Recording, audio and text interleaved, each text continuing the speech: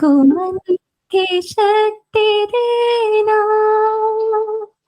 भेदभाव अपने दिल से साफ कर सके,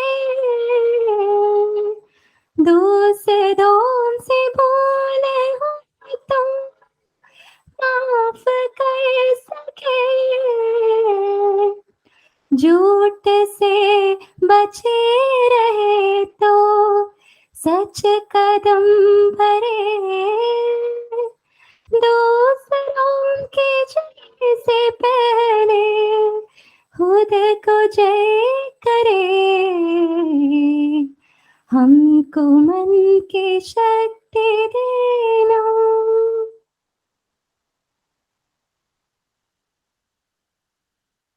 Thank you, Shilpa. We all feel blessed today. We have a humble request to all speakers. Since the time is very precious for all of us, please do cooperate with us by taking the allocated time for your addresses. Now I would like to invite Dr. Sajna A. as the Professor, Organizing Secretary of the National Seminar for welcoming address.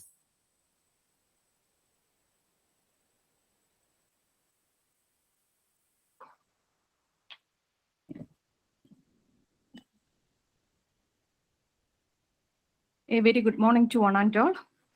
Today, we are here to witness Dr. Professor K.K. Kusuman Commemoration and 3-day national seminar on history beyond the conventional, heterodoxies, women, children, and crime.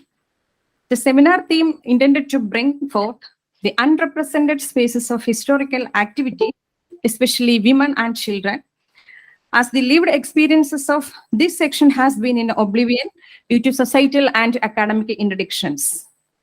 To displace conventional, legitimized narrative with a heterodox for the understanding of the process of humanity is the need of the hour. I'm extremely privileged to welcome all the participants to today's program. First of all, I extend a very special welcome to Dr. P.P. Ajay Kumar, who will inaugurate our function. He is presently the Director, UGC HRDC, University of Kerala, and formerly Pro Vice Chancellor, University of Kerala. Next, I would extend my warm welcome to Dr. G.M. Nair sir, who is the Director, Cliff, University of Kerala.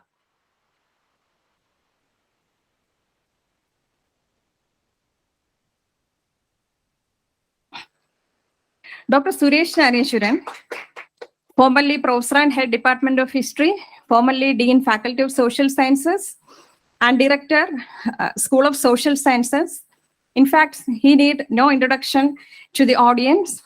As we know, he was a former teacher of our department, and he extended the glory of our department to the Senate by his insightful, rational, and impartial vision.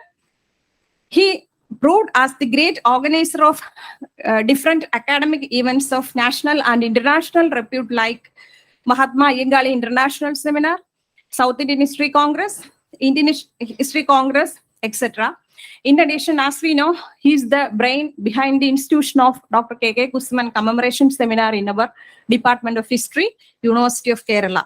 As the erudite scholar, the renowned disciple of Professor Dr. K.K. Kusuman sir, also the long-awaited guest to our department, I extend my heartfelt welcome to you, sir. I sincerely welcome Professor Dr. K.K. Kusuman's family members, Dr. Usha Kusuman ma'am, his children, his son and daughter, and his grandchildren, his relatives, family, friends, students to our program on behalf of the Department of History and my own behalf. I also extend my welcome to Dr. Nazib, syndicate member, University of Kerala, and our beloved professors, Dr. B. Shobanan and Dr. T.K. Vijayamohan. Dr. B. Shobanan, who is the formerly Professor and Head Department of History, and whose contribution to South Indian historiography is commendable. I also extend my welcome to Dr. T.K. Vijay Mohan. Due to some health issues, he couldn't come over here. Also, Dr. M.M. Khan. He is one of our proudest alumnus, has been actively engaging in his works of national and international reputes, and he has many international publications, including Routledge, in his credit. I also invite Dr. P. Sanal Mohan, formerly Professor, School of Social Sciences, MG University, and Dr. P. Vinil Paul to share their views with us.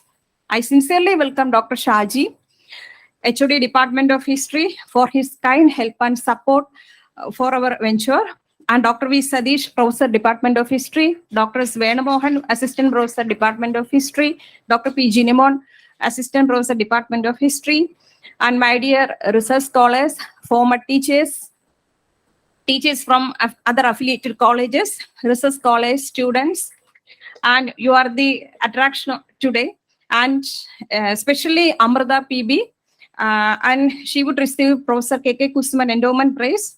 So I once again extending my heartfelt welcome to make the event a successful one.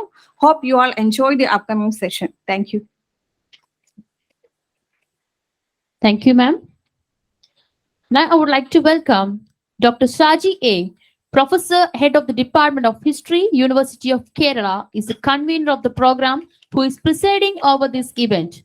I cordially invite Professor Dr. Shaji A. for delivering his presidential address. Most respected dignitaries on the dais, Professor Dr. P.P. Ajay Kumar, formerly Pro-Vice Chancellor of the University of Kerala and currently Director, UGC HRDC, University of Kerala. Professor Dr.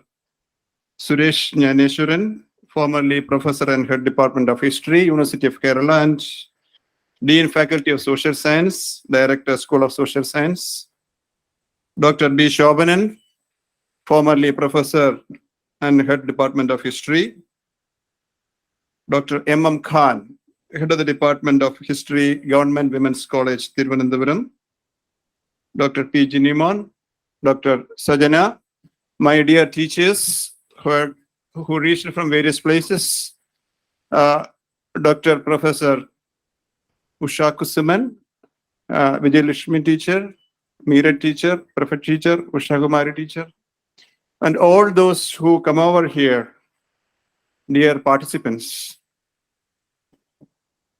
I would like to be a little bit glad, as it being the first opportunity for me to be part of this event, the event related to the commemoration of Dr. Professor K.K. Kusuman. Of course, in my capacity as the head of the Department of History, I have never expected, in my remote expectation, addressing a gathering in memory of our beloved Professor Dr. K.K. Kusuman, who has done yeoman service for the cause of the discipline of history, and has played a very crucial role in elevating the Department of History to the limelight of the School of Social Sciences in University of Kerala. And apart from that, his contribution for this discipline of history through the platform of South Indian History Congress was also very tremendous. And since he was one of my favorite teachers, my mentor, a person who has taught me how to see the dreams and make it more fruitful, my dreams, a person who was known for his simplicity, his a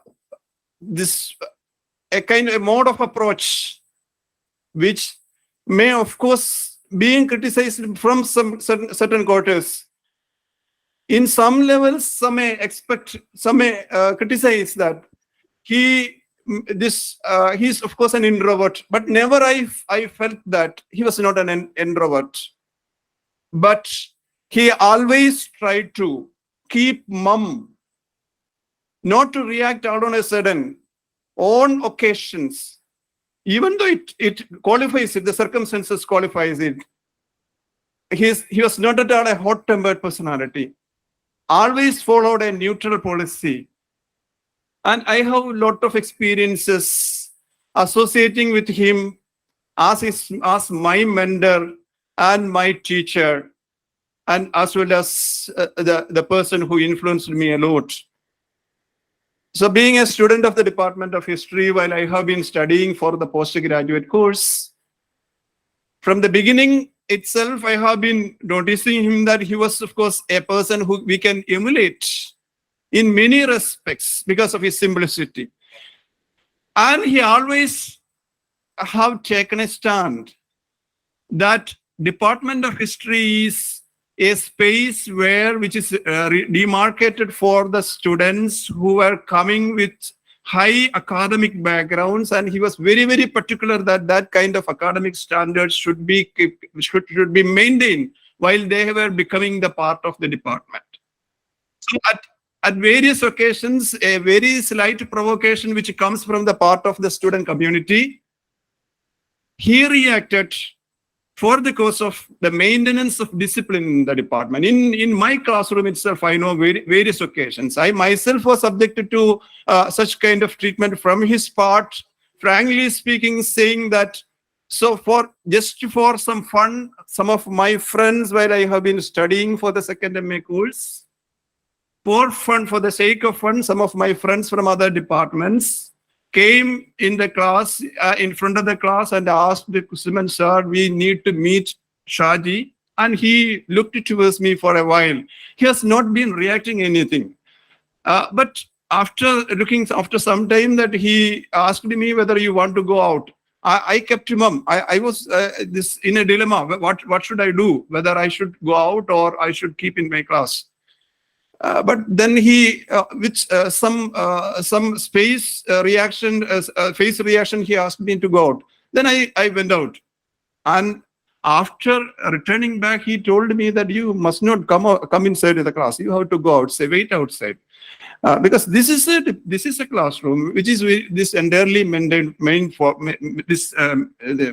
for the group of students who are, of course, academically proficient.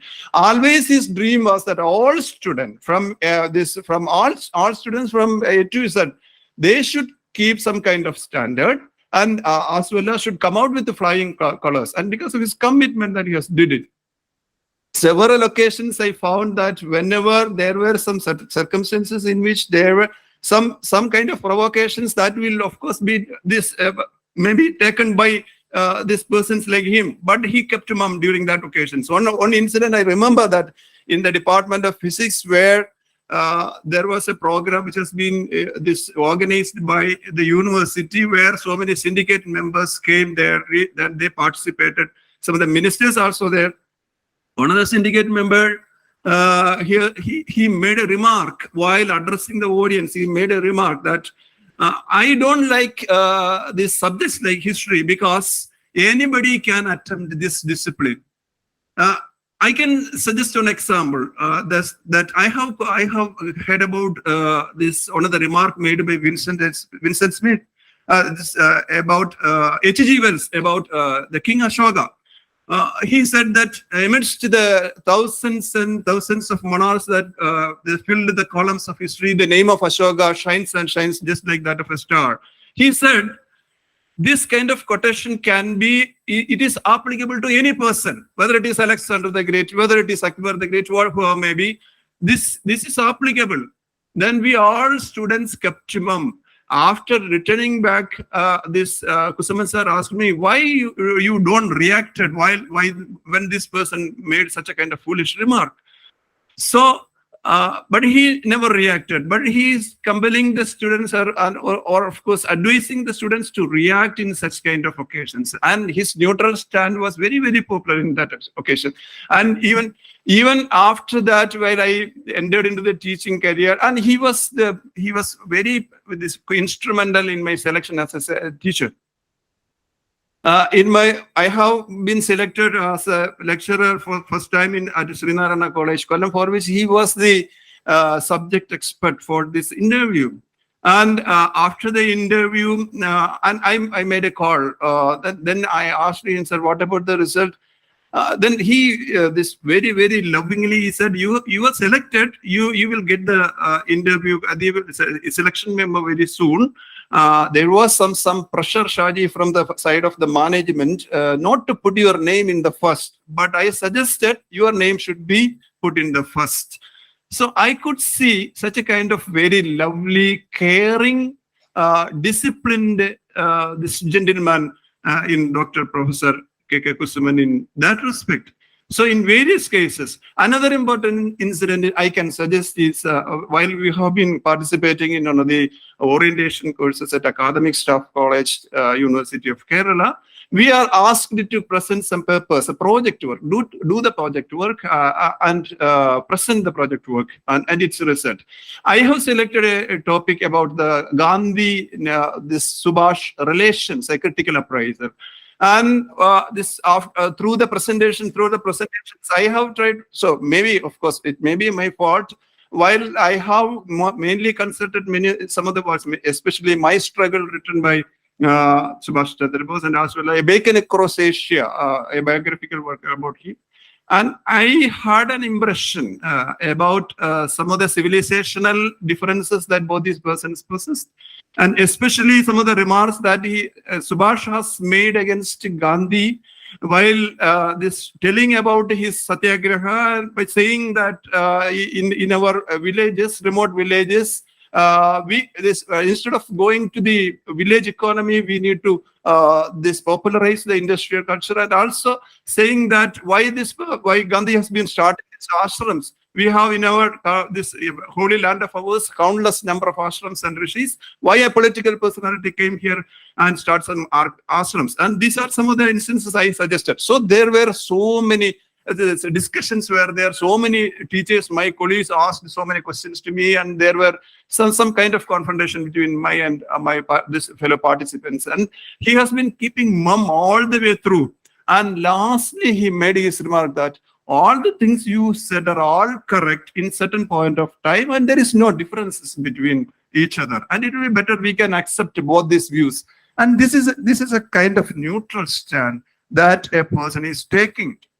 And of course, to say about Dr. Kusuman sir in one sentence, I could find in him, in a person like him, possessing such wonderful qualities, either in the yesteryears or in future.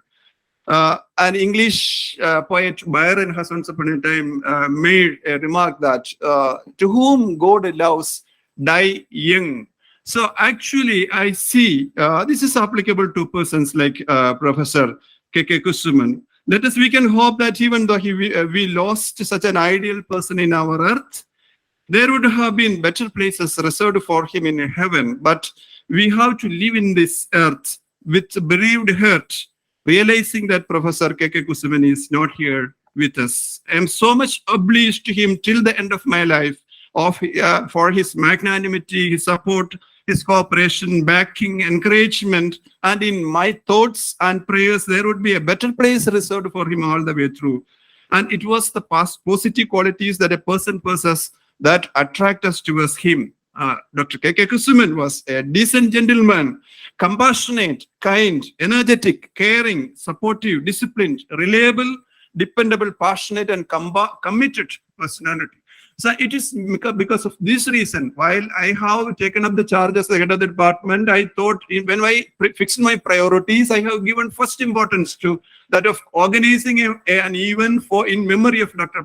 K.K. Kusuman, apart from other kinds of these priorities. We had some problems, financial problems to organize this program.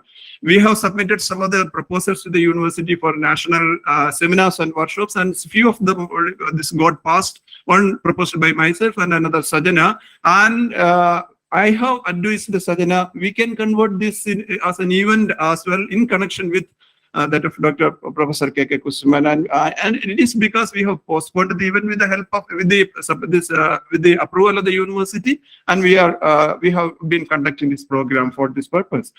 So this is an event. This is an event, a noble event, in the sense that we have to admire, we have to pay homage to such kind of mortals, such persons who have done human service to the discipline of history.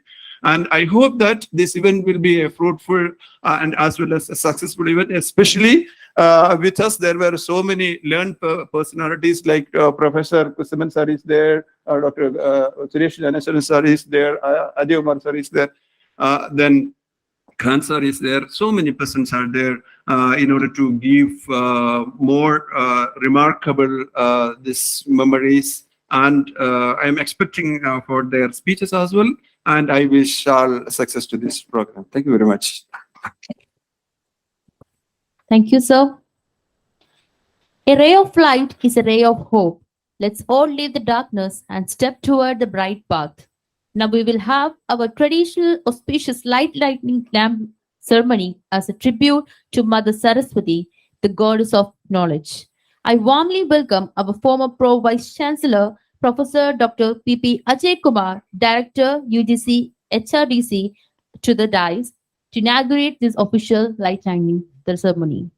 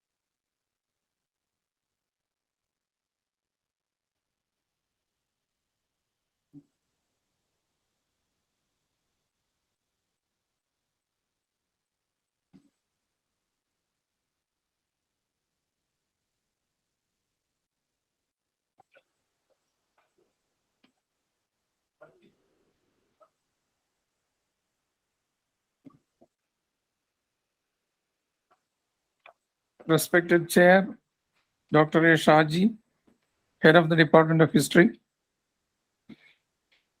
Dr. Suresh Ganesan, who is going to deliver the keynote address, Dr. Sajina, who welcomed the audience, Dr.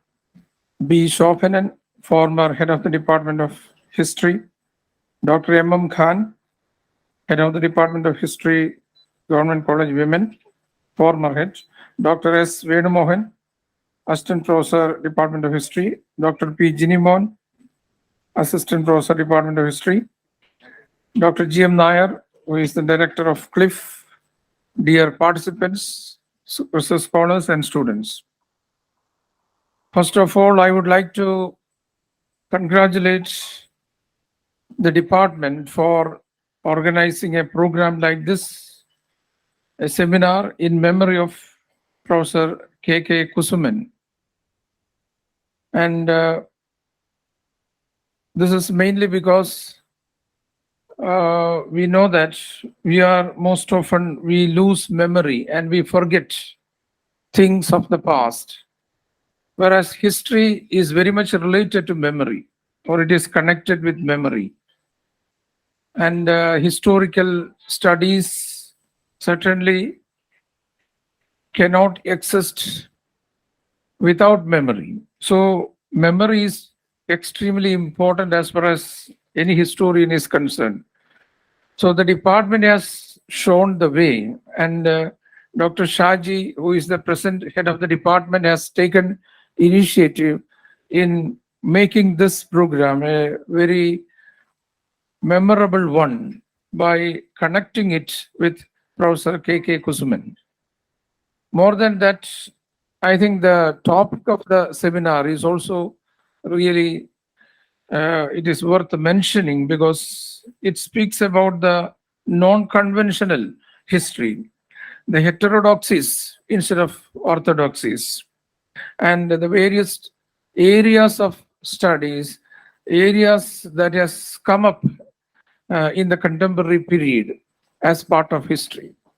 Because we know that history for a very long time has been limited to certain particular aspects of life, certain particular people, certain particular areas, whereas at present we know that history has, not only history, or even culture studies has gone beyond the orthodox concepts of our studies.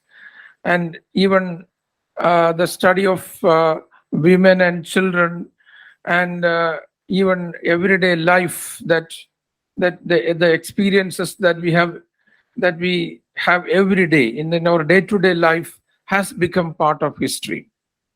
Moreover, we know that it has been subjected to a lot of discussion that even the some of the movements that took place in Kerala were absent from history books.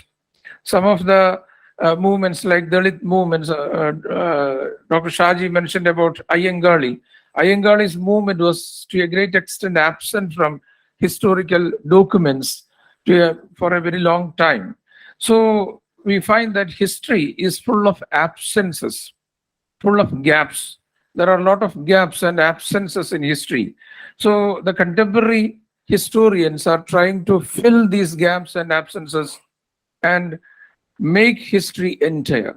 But at the same time, unlike science, unlike scientific studies, history has a lot of layers in it. It is not one-faced. It has many faces. It has many layers. You can interpret one and the same event in 1,000 different ways. And there is some meaning in each interpretation. So it has multiple layers in it, and we will have to look at each and every layer differently and approach a problem from different angles. And that is, I think, something that makes history, I think, very difficult to understand, difficult to comprehend. And regarding the comment made by a member of the syndicate on history, I think that is something that originates out of a lack of understanding of history, lack of understanding of humanities, because many people, I know many people believe that humanity studies on humanities is, I think, outdated, or a language study, historical study, and sociological studies are outdated and unimportant. That doesn't contribute to the entire life of the humanity. That doesn't contribute in any way to the progress of the humanity. That is the way in which certain people look. I think in the contemporary period, that is very relevant. It is not just an opinion of one person. It is the opinion of a lot of people now. Because now in the present day education sector, we find that the humanities is being sidelined. Science is getting a lot of priority. Professor G.M. Nair is sitting here and is a man of science. It is true that science certainly need need importance, that deserves importance, because that contributes a lot to the life of people, progress of our life. But at the same time, humanities, that means study of history, study of sociology, study of economics, study of politics, study of languages, literature, etc. All these are also highly productive as far as our life is concerned, because our life is not just something that depends upon material gains, material, that means possessions. It is also emotional, it is also connected with the various aspects that are connected with the mind. So in order to keep our mind stable and positive, I think the study of humanities, study of literature, study of history and society, all these are extremely important. So we cannot deny the importance of humanities and all those subjects that come under it, even though certain people think in that way. And in the present, I think we will have to defend ourselves. We will have to defend ourselves on one side, and we will have to prove on the other side that these are extremely important for our next generation. Because we find that this is a time when humanities are, social sciences and humanities are facing a lot of threats and even existential problems, I will say existential problems in the academia. So these are very important. And then at the same time, we should also think that we will have to develop a new approach towards history, because I told you a lot of gaps are there in history, a lot of absences are there in history. So we'll have to make it entire to the extent possible by including several areas which are actually absent at present. We know that we have to study each and every aspect of life in order to understand something, because we often think that our day-to-day life is not at all important. The way we dress, the way we eat, the way we sit, the way we conduct ourselves, our classes, our other duties in our day-to-day life, we think that these are ordinary things. These are something that is a natural, that comes natural. The word natural is also important here, because we forget about its politics, its cultural significance, by thinking that it is very natural. Actually, it is not natural. It is not ordinary. It is something that is extremely suggestive. It is something that gives us a lot of meaning, because even if you look at the way you dress and the way you conduct your affairs, including various events in your life, your education, your marriage, your family, and everything connected with life, you find that these are all happening in a particular pattern. Why? Is it decided by you? Is it dictated by somebody else? We find that most often it is dictated. It is not decided by us. You may think that the way I dress is my own choice, but it is not like that. The way you conduct the marriage is my own choice. It is not like that. The way you eat is my own choice. It is not like that. So these are all patterns. We are following certain patterns. Even the arrangement of the hall, I think that is also a particular pattern. Whereas the speakers are on a higher dais and the listeners are on a lower platform. So it is a pattern that we follow for many years, thousands of years. And that is certain meaning. It also generates certain meanings. We are not most often aware of these meanings in the ordinary things, ordinary experiences that are part of our day-to-day life.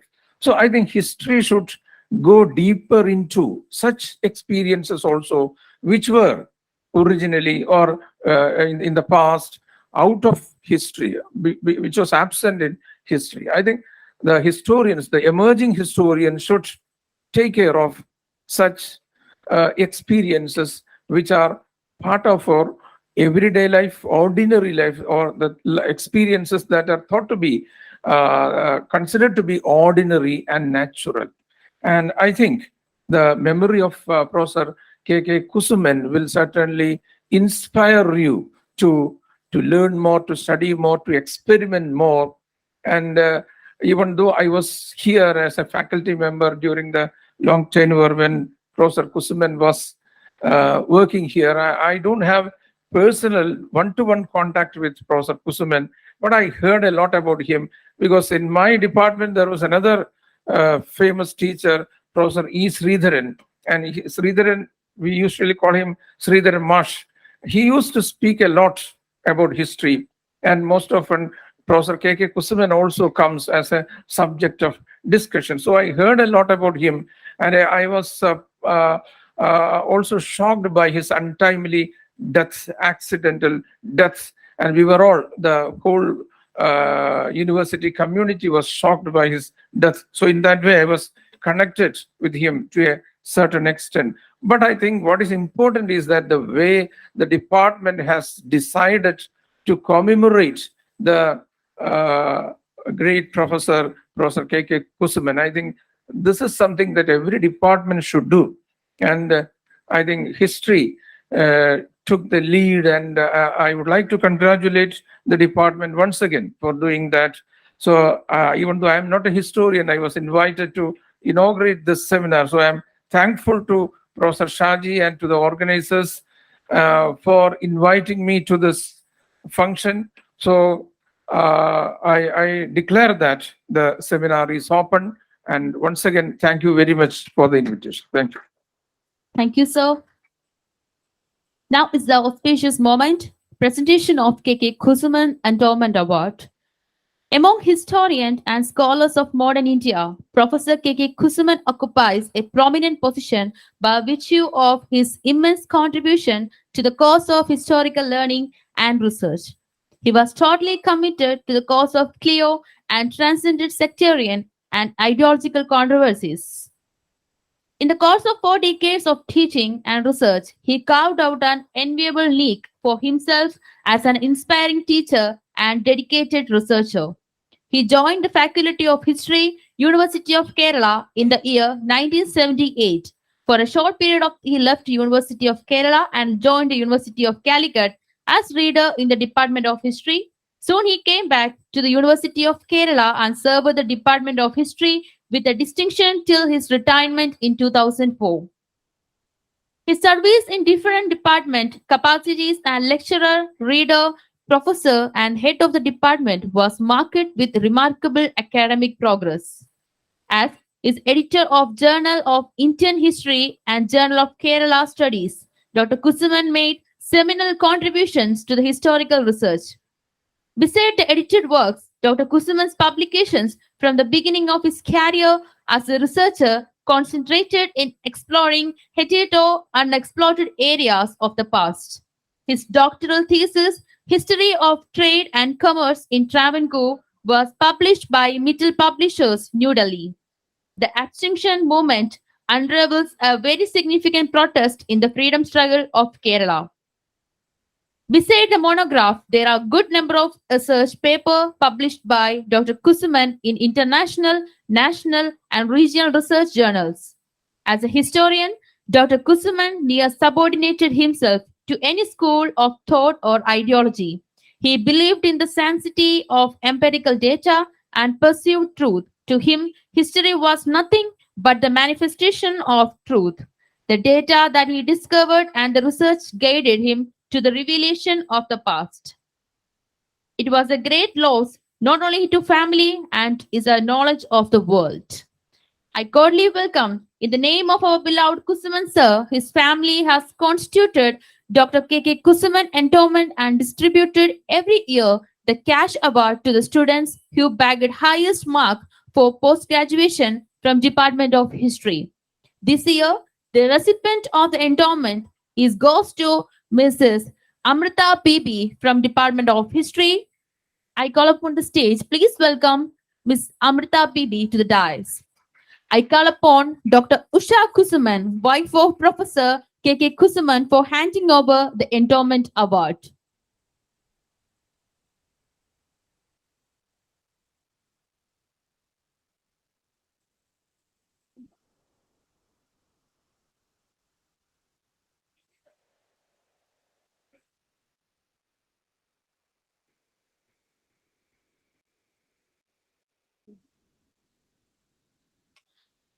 I call upon the stage the Kusuman's daughter-in-law, Nilina, to the dais.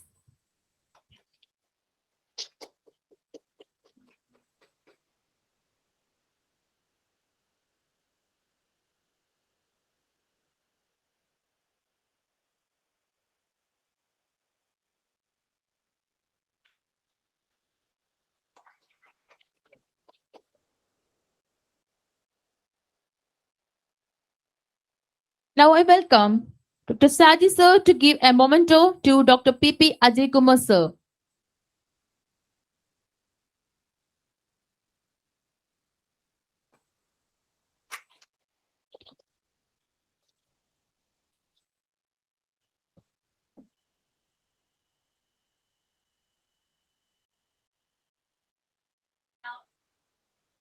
Now it's time for the commemoration lecture and the keynote address.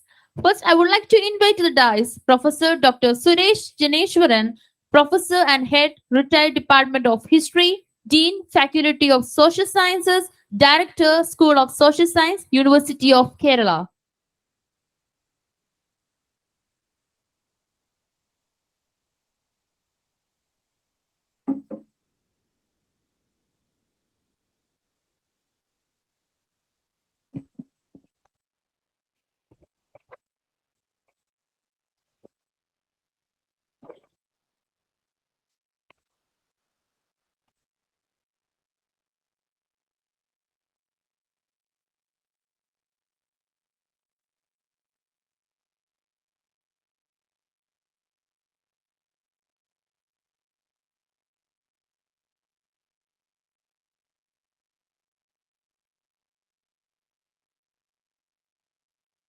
Dignitaries on the dais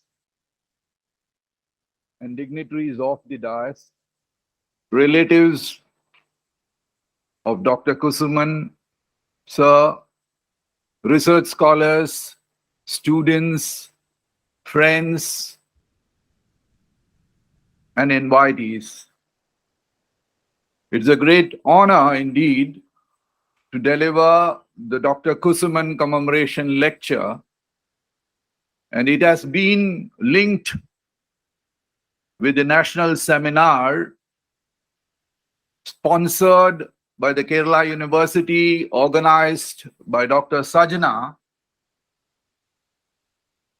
It's a moment of pride to stand before you this morning, especially because I'm stepping into the department after my retirement after a long period of almost 6 years.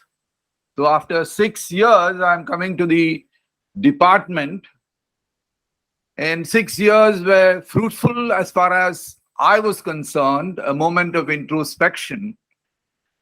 And in the moment of introspection,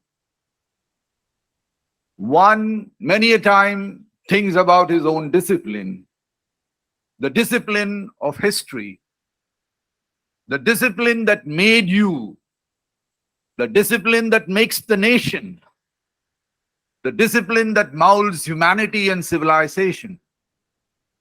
Now, what is the status of the discipline right now? The status of the discipline is in many ways pathetic. There were great practitioners of the discipline in the past and perhaps today.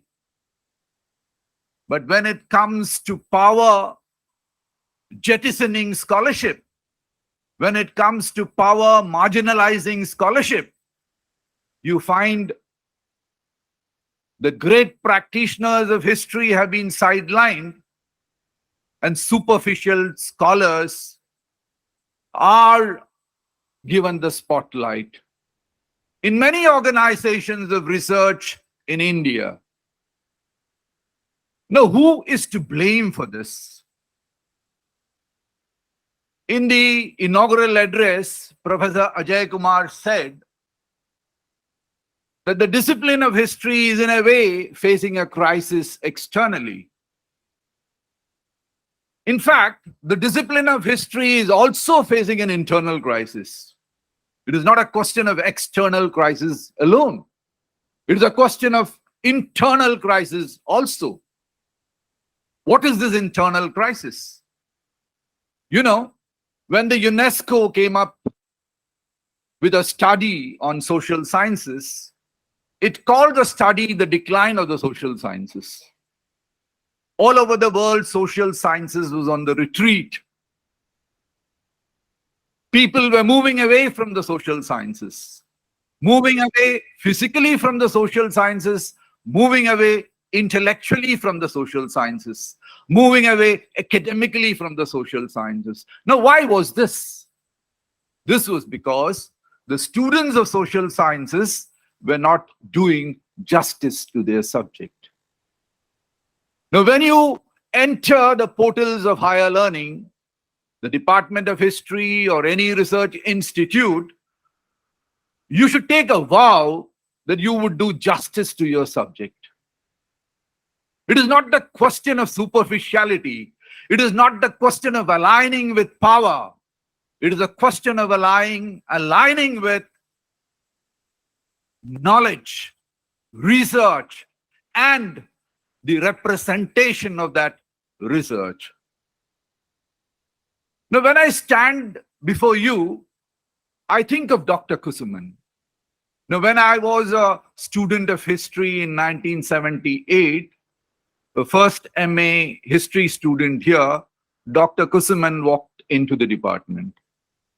He was a young man at the time. He had just walked into the department then. A very shy person, looked outwardly as introvert, but was not actually an introvert. A very quiet person. I remember the first class which he actually took. He took on American Revolution. There was a topic on American Revolution.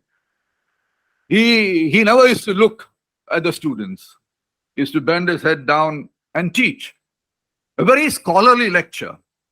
But he never used to look at the students. And we all used to sit looking at him. And very gradually, when I became closer to him, especially when the dissertation part, the MA dissertation was being written, and then I understood how dedicated he was to the subject. He was rigorous in his historical method, which unfortunately is not the case today.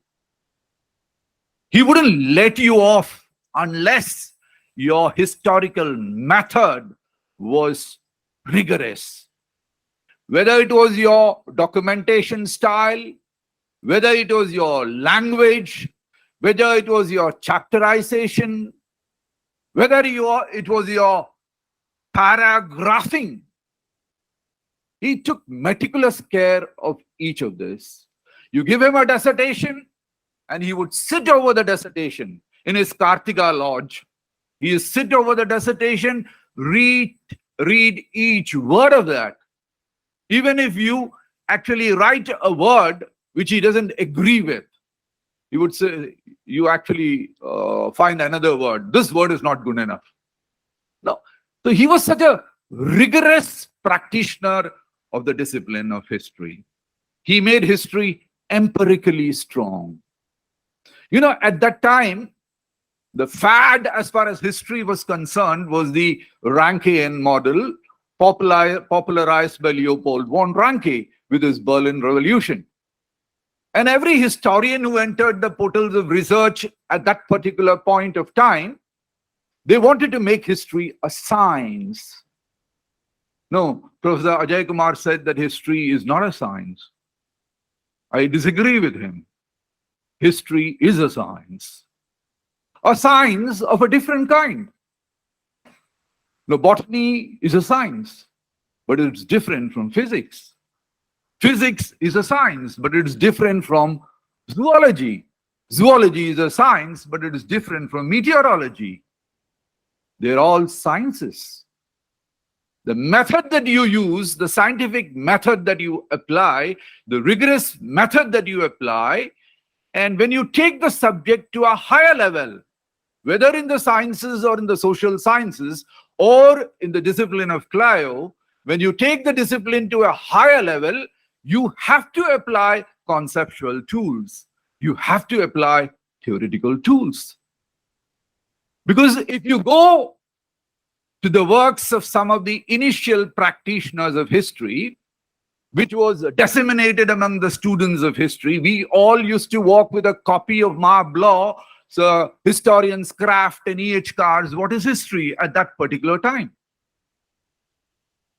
And Dr. T.K. Ravindran, who presided over the department, it was a fantastic department at that particular point of time. All were scholars par excellence. and Kusuman was the youngest. And during that time, there was MP Srikumaran Nair, who had just come down from Princeton. He was a visiting professor of the department. There was Koshi sir, a very fine scholar, a very fine teacher. There was the Dr. Kusuman, and of course, there was Professor Vasumati Devi also at that time. So this was our department. And Professor T.K. Ravindran was known all over India, in fact, for his formidable scholarship.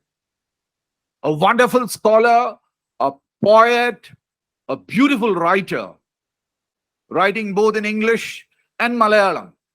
And Dr. Kusuman was his student.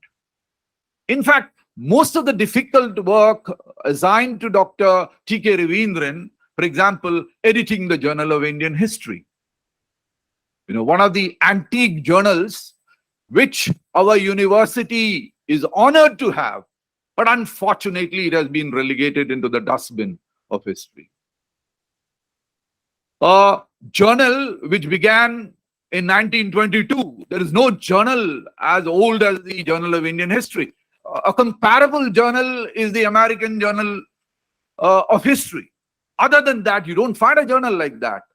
It was brought to the Kerala University from the Madras University. It originated in the Allahabad University only to boost the status of the fledgling Travancore University by Sir C.P. Ramaswamy Iyer. And if any one of you have seen it, the first preface, the foreword, have been written when the Travancore University took it up was by Sir C.P. Ramaswamy himself. And he was obdurate, adamant about the quality of the journal. If you don't have a scholar in the Department of History, give it to a scholar elsewhere. Let him edit it. The scholar should be a scholar of national and international repute. So there were so many editors. Editors not only from the Department of History, editors from the Madras University, editors who were literary personae. There were editors all around because Sir C.P. and the university wanted that journal to maintain its high standard. And T.K. Ravindran was so particular about that. And he used to tell me that I have lost my eyesight proofreading and editing the Journal of Indian History. He used to sit late at night. And Professor Kusuman, who was a backbone, in fact, of all the works of T.K. Ravindran in a way, he used to sit and proofread it. And there were bundles in his room in the Kartika Lodge. He used to, in fact, his cot was in the center of a storeroom in a bag. Books and books and books. Slavery in Travancore, abstention movement, Kerala, Pathanangal. No, all around, extremist movement. All these books, and in between the books, niched, couched, was a small cot in which he used to actually take rest. That was a scholar. You look at his body language. I've never seen him speak of anything else. He used to speak of art. He speak of classical dance, of Kathakali, etc. He used to speak of Ayurveda. But I've never seen him speak about anything. No rumor mongering, no gossip. That is not the job of the academic. No, that is not. You should, gossiping and rumor mongering and making groups. That is not the job of the academic. And there was a culture. Professor T.K. Ravindran was like, you go to his room and start, okay, I'll flatter him. And then he'll give me some favor. So you go and gossip. You say, get out. I don't want your gossip. He's not interested. What have you to say as a student of history? What did you write? What have you read recently? What are the books that you all have read in the last 3 years? How many books published after 1920 you have read? Now, this is a big question. Are you doing justice to yourself? Now, if you want to admire Kusuman, if you want to celebrate the memory of Kusuman, you celebrate the memory by following what he taught us. Rigorous method. There is no compromise in it. No, at that time, I remember I became a lecturer in the meantime after I passed. The very year that I passed, I became a lecturer and I was posted in SN College, Kannur. And at that time, I became a national scholar of the UGC, and I was visiting Jawaharlal Nehru University and the Nehru Memorial Museum. I was working there at that time. And we were all afraid. Going to Delhi is not like it is now. We were frightened because the big intellectuals of the Delhi University and the JNU will come and bombard you. You are the student of that T.K. Ravindran. He doesn't know any history. No, you have to respond. Isn't it? So you keep on reading and reading and reading. No? And I used to write letters to Dr. Kusuman because there was no cell phone. Not even a landline. So you sit and write letters. I used to say, sir, I met Gopi Nair, who was a classmate of Dr. T.K. Ravindran. He's in the Mumbai University. He has become a friend of mine. But he keeps on asking you, what is your concept? What is your theory?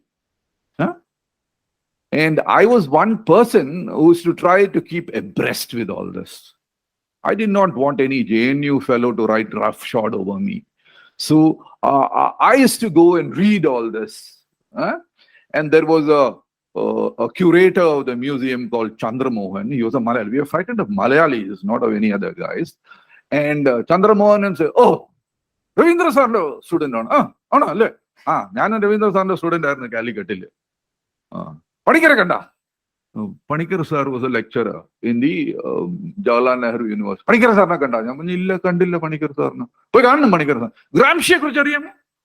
Gramsciയെ കുറിച്ച് അറിയാം. കേട്ടിട്ടുണ്ട്. ഏത് വർക്കാ വായിച്ച Gramsciയെ കുറിച്ച്? Legit knows. Once I took Legit to the Jawaharlal Nehru University and I introduced him to Chandra Mohan. He started in bombarding him with Gramsci, and Legit did not know what to say. So this was our dilemma. It's good. They're exposing us to new concepts. We should always keep our minds and ears open to new concepts. No, in fact, my batch was the first batch which studied historical method and historiography in the Kerala University. In fact, we were ahead of the other universities because T.K. Ravindran, when he framed the syllabi, he said that we should be abreast as far as our syllabus is concerned, abreast of any other university in India. And so he introduced historical method to us, and MP Sri Kumaran Nair, who had come down from Princeton, a very fine lecturer and professor, he used to teach us. He used to start with Heterodoxies and Thucydides and Polybius and all that. And T.K. Ravindran used to teach us historical method. Right? So the best professors in the department used to teach historical method and historiography. So once you have become solidly anchored in historical method and historiography, then the reading becomes easy. The narrative becomes easy. So Kusuman sir and now that was in a way something heterodox during that time. Nobody studied method. Well, Kusuman sir had never studied method, but he had practiced method. And he used to tell me, what are the books you are reading? It was a friendship in many ways in which the student and the teacher is to interact. We became very close during the time, and every evening at about 3:34, I used to go to the Kartika Lodge and we used to walk around the Trivandrum city. But many a time I used to think that he would buy me some masal dosha at least, because he took me to a walk from Vaidakad museum, all around the museum, and come back to the Kartika Lodge. But in the end, he would buy me a lemon juice. That is what was his staple diet, lemon juice and some honey, which some of his students from Tamil Nadu used to bring. So that was a staple diet. Then he used to start thinking and talking about history. Did you read Slavery in Travancore? He used to ask me. Did you read? Go and read it. I said, okay, sir, I'll take the Slavery in Travancore. And then the abstention movement came, then the extremist movement came. No, all these books were piling up around him. No? Then I used to tell him occasionally, so why can't we actually go in for oral history? No, because our sources are very limited. No, I used to read, not that I was a very avid reader, but I used to read, and I used to ask him, sir, in many universities, the empirical method is constrained. It is constrained in many ways because the facts simply do not speak for themselves. And you have to make the facts speak.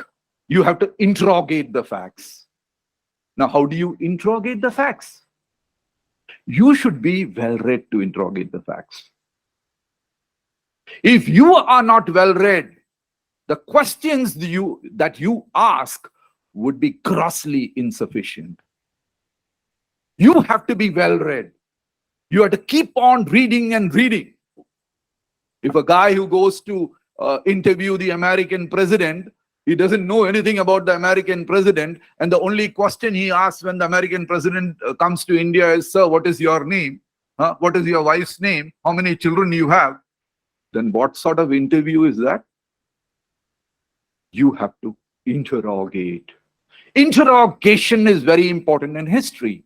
And when you interrogate, you should go to the masters.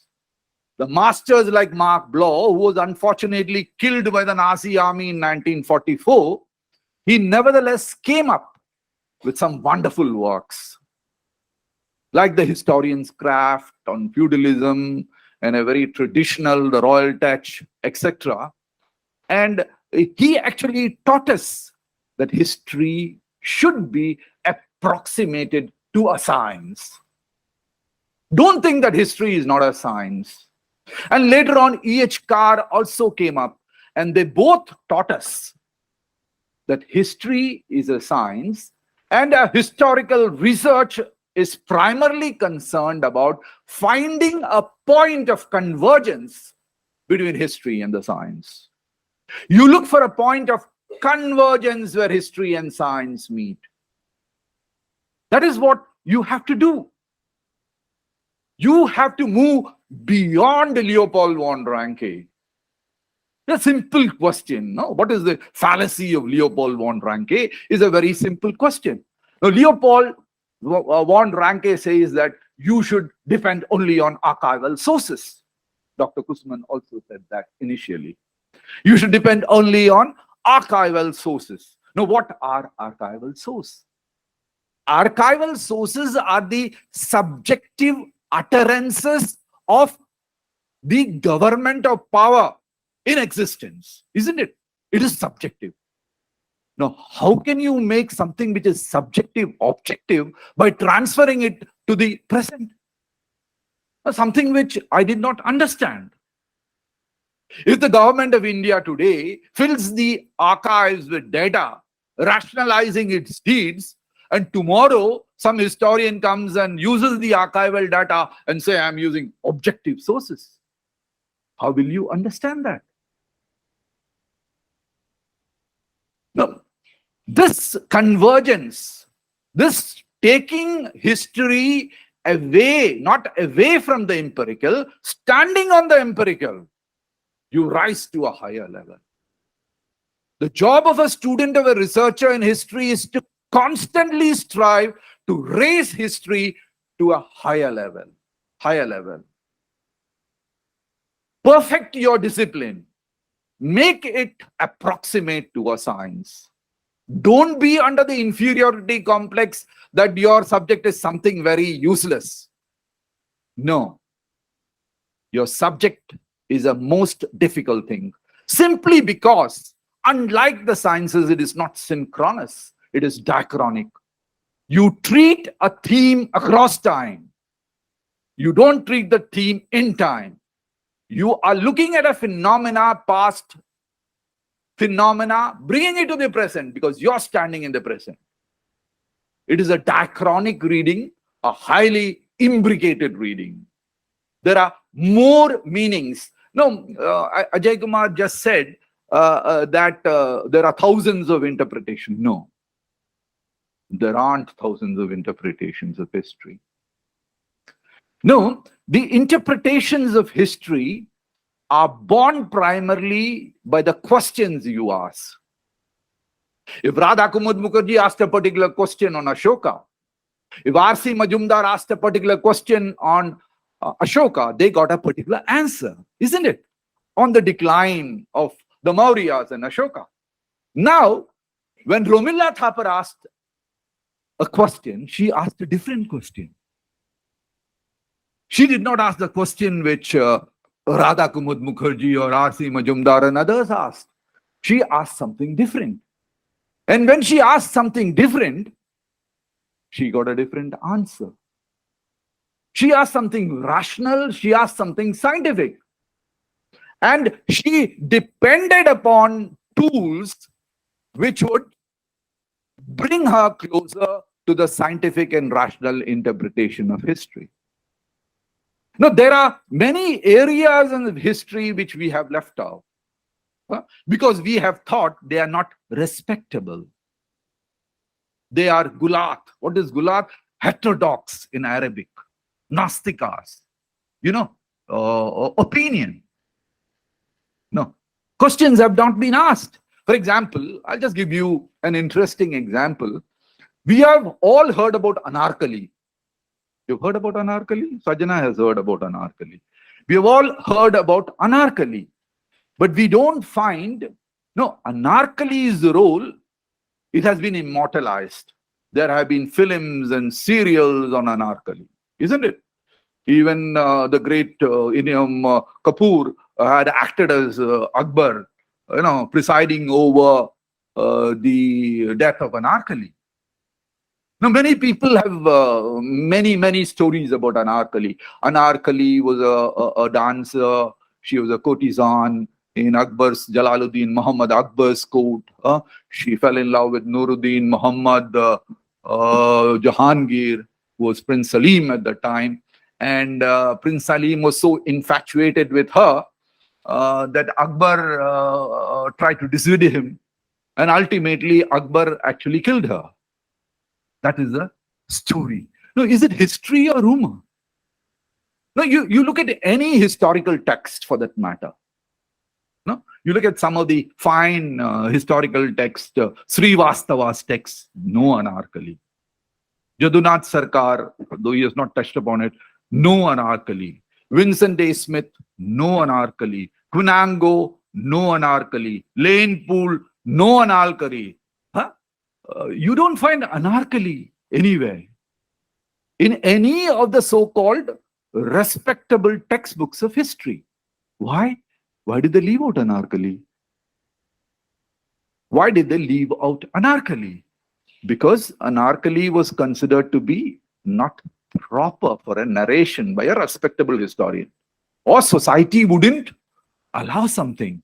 When you put it in the textbooks, then it becomes a cause for society to emulate or imitate. You don't put it in the textbook. Then people said Anarkali was actually not the lover of Salim. She was the lover of Jalaluddin Muhammad Akbar. She was actually the concubine. She was of Jalaluddin Muhammad Akbar, and Salim was unnecessarily interfering into it. Even Abul Fasal, the great biographer of, or Badani for that matter, who was a critic of Akbar, they did not mention Anarkali anywhere. Anarkali simply disappeared. She is not in history at all. Now, when Dr. Kusuman, he writes in the slavery, the very pioneering work in many ways. And there was already beliefs and theories of Megasthenes saying that there was no slavery in India at all.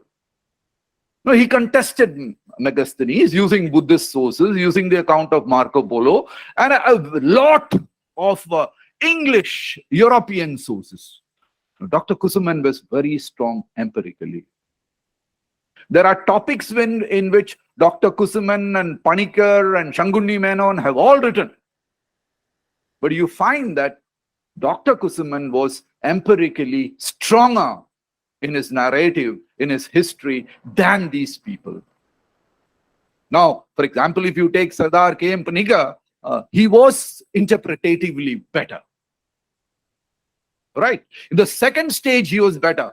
He looked at it universally rather than locally. One of the small defect that I find in my professor, Dr. Kusuman, was that he did not look at it internationally. He looked at it as a portrait, not a landscape. A historian should be a landscapist, not a portrait writer. Yeah. He, more or less, his narrative was a flat narrative, right? Unlike Sardar K.M. Panigar. So, he was juxtapositioning. Now, if you look at the foreword written to most of the textbooks, Abstention Movement and Slavery in Travancore by T.K. Ravindran, Ravindran says that he has exhausted all sources available. That is true. Because G.R. Elton and others have actually said, what is research? They said it is an exhaustive and exhausting review of everything that may conceivably be germane to a given theme. It is an exhaustive and exhausting review of everything that may conceivably be germane to a given theme. So, Dr. Kusuman was perfect as far as that was concerned. But when you bring in literature from outside, when you bring in new sources, his writings were constrained. He did not have the experience of Sardar K.M. Panigar. He was the ambassador in 2 Chinas. He was the ambassador all over the world. He was a person, a globe-trotter, and he wrote history in that way. So he had a better imagination, better exposure, which perhaps Dr. Kusuman did not have. When you compare Kusuman and T.K. Ravindran, also you find that difference in many ways. Even Dr. T.K. Ravindran had taken an heterodox theme. Because at that time, critiquing Gandhi was something very heterodox. You don't critique Gandhi, whether it is in the Vaikyam Satyagraha or any other. No, what we find in our intellectual scholarship, when we move according to the theme which Dr. Sajana has selected, we find that our scholarship has always been elitist. Our concept of modernity has been elitist. Our sociology, our history has always been Brahmanical. And how should our civilization be? How should modern India be? Was also Brahmanical. Now, if you look at some of our great pundits of sociology and history and other subjects, look, M.N. Srinivas, for example, his concept of Sanskritization, which many of you might know, definitely Sajana will know about it, of M.N. Srinivas. He writes about a remembered village. And he coins the word Sanskritization, right? And he tells us that though I am a Brahmin, I don't believe in the concept of purity and non-purity. No? I am very objective in my studies. Okay, now we just peep into the way in which M.N. Srinivas worked. He was a Brahmin. He never went near the Dalit village, which he was studying. He never went near the Dalit village which he was studying. He took with him a Brahmin cook. He did not believe in the concept of purity, non-purity. He took with him a Brahmin cook who is to cook food for him. And then he wrote a very objective, non-Brahminical text which sociologists lap up all over the world. No? You look at it, even some of the historian, even the very, very pious, very respected D.D. Kosambi was a Brahmin.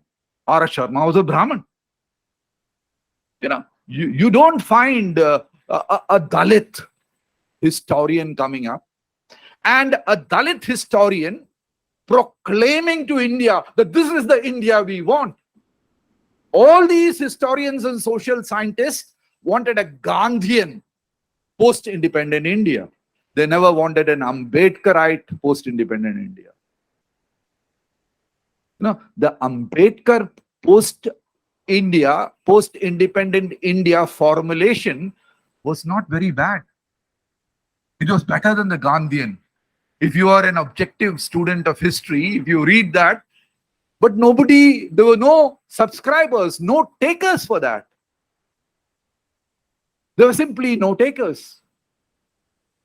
And when Dr. Kusuman wrote about slavery, many people used to murmur, huh? Why is this guy? There's no other topic. Slavery in Travancore. And when you take up a topic like slavery, you actually critique the slave masters, the feudal lords. You critique the hierarchical system that is in place. This hierarchical system has to be deconstructed. It has to be debunked. Why should there be a stage here? Of course, you can see me better. That is fine. But if you look at me as an elite, there's something wrong in it. There is basically something wrong in it. The hierarchy, the system of hierarchy should be debunked, whether in the universities or outside in the academia.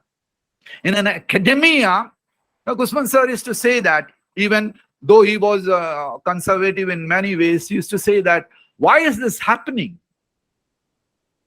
Why is this happening?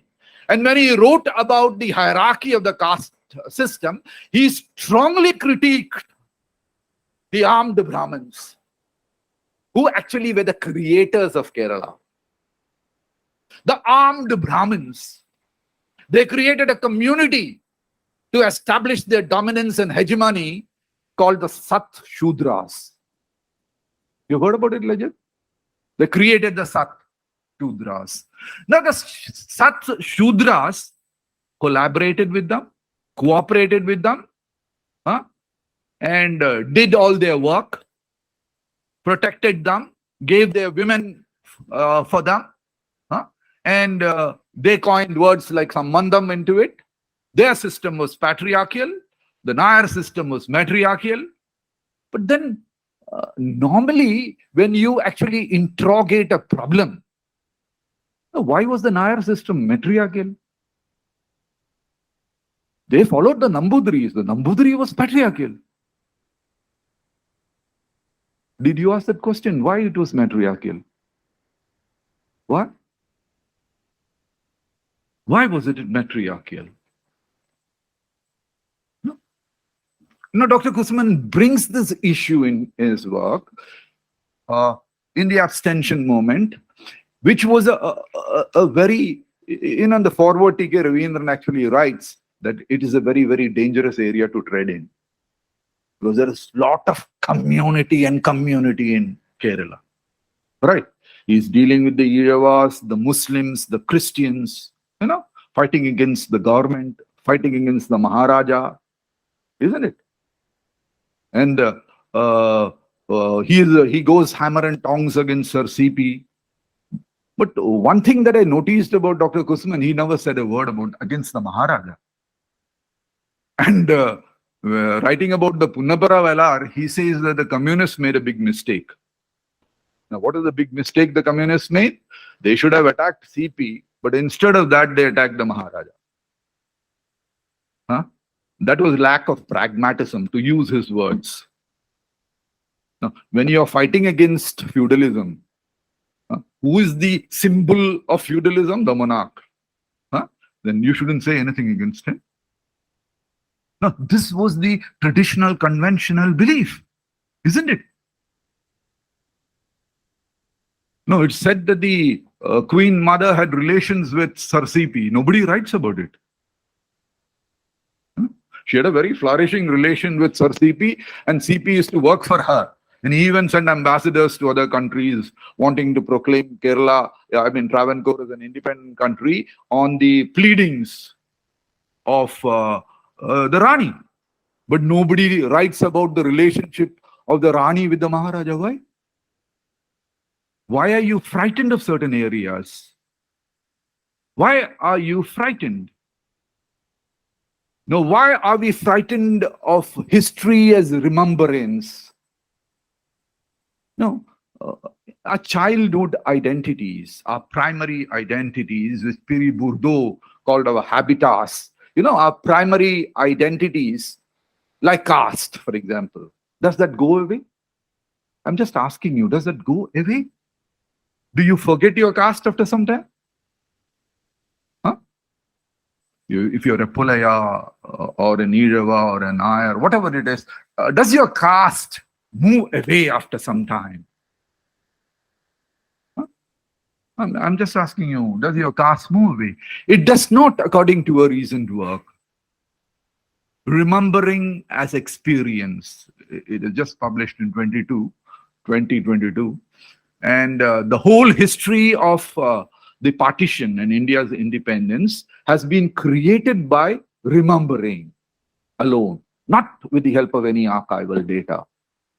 The archival data will give you all falsehoods. So who said the archival data is 100% true? The archival data are full of falsehood. The government view.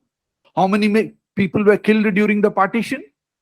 How many Muslims were killed? How many Hindus were killed? How many became homeless? The official data will give you a small number. It's 10 to 20 times the official data. And history through remembering is by Anchal Malhotra. A very fine book by Anchal Malhotra. It tells you about the partition period. Now, this in methodology is a heterodox move. Even last time when Professor Irfan Habib was here, he was telling me, Suresh, oral history is good, but we should be very, very, very, very careful about oral history. No, he also belongs to the old school, but a very progressive, very scientific historian. And he was concerned about the scientific aspect.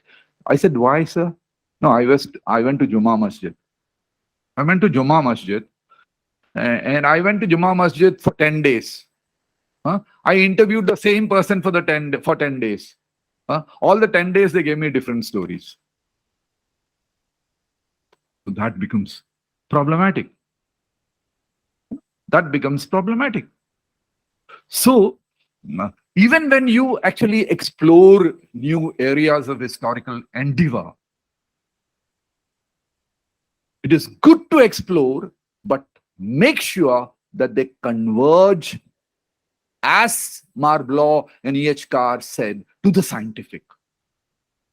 No, history is not something that you spin out of your head. People think history is that. That is why every Tom, Dick, and Harry speaks about history. You'll find him on the street, you'll find him in front of Secretariat, you'll find him in every junction speaking about history authoritatively, because he thinks that history is something which is spun out of the human mind. History is not like that. You have to work you create history. But before you create history, you should know about the complexities of the past. You know about the complexity. You study a difficult theory.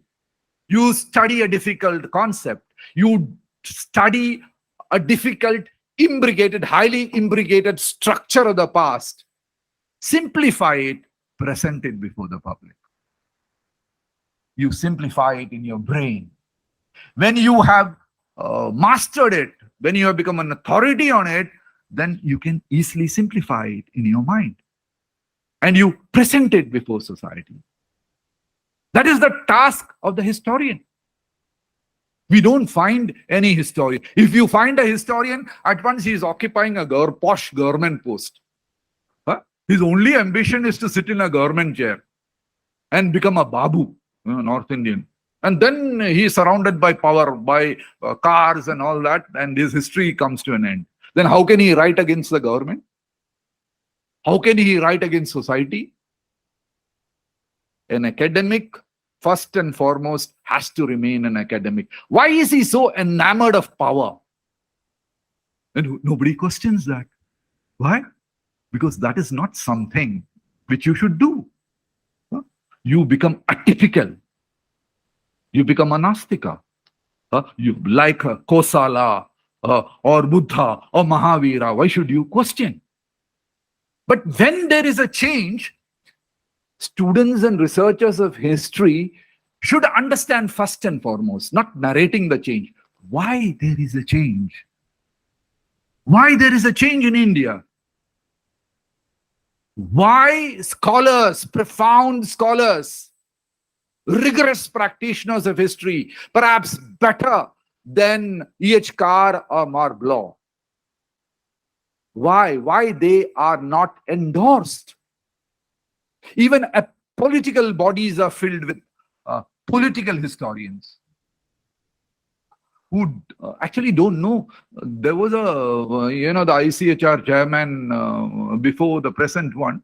I knew him personally and he knew little or no history. But he became the chairman of the Indian Council of Historical Research. Why is this being done? Now, this is very, very important that you ask the question. Is society changing? Are we going after a different ideology? Are we fed up with secularism? Are we becoming very religious-minded? Look at our temples, they are flourishing. Now, why is this happening? They're becoming very popular. They're making a lot of money. Money is very important, isn't it? And people associated with the temple are becoming very powerful. Now, why is this happening? You are given the job to find out. As social scientist, why do you forget your job? You have to find out. You have been given that job to find out. That is why the government spends so much of money on you. You have to find out why this is happening. Now, when there is COVID, when there is a virus, who finds out? The scientist, isn't it? The virologist, isn't it? Not you. But when society has a problem, you should address that. You are the warriors. You should find out what is happening. When people are divided on cultural ground, on religious ground, on sociological grounds, now why is that happening?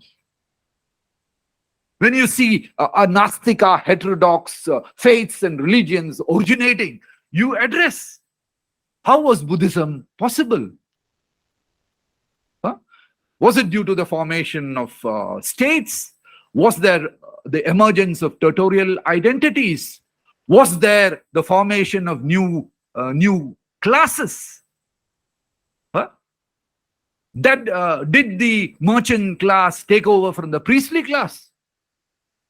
And how did Buddhism gain currency? Now, we all know, it's a big secret, we all know that Buddhism influenced India and Kerala tremendously. But we have no documents. No Rankian documents to prove it. No, all the research, all the excavation work done by the KSCHR, even Marayan archaeologists, we find only Buddhist remains. But we don't have any Buddhist history. If remains, if sources and history work in tandem, we should have history, isn't it? But simply, we don't have history. No, Buddhism is not merely a dust on the throne. It is a reality. But unfortunately, our scholars still think it is something heterodox. We don't go after Buddhism. Why? Why? It is a reality. Even when we tread through the forest, we actually go on field trips, you find Buddhist remains even in the forest areas. You don't find any Hindu idol there.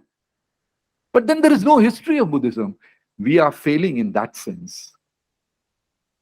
Now, every student of history, every researcher, if you owe any sort of respect or allegiance to Professor Kusuman or your profession or your goddess Clio, you have to study and study and study, read and read and read.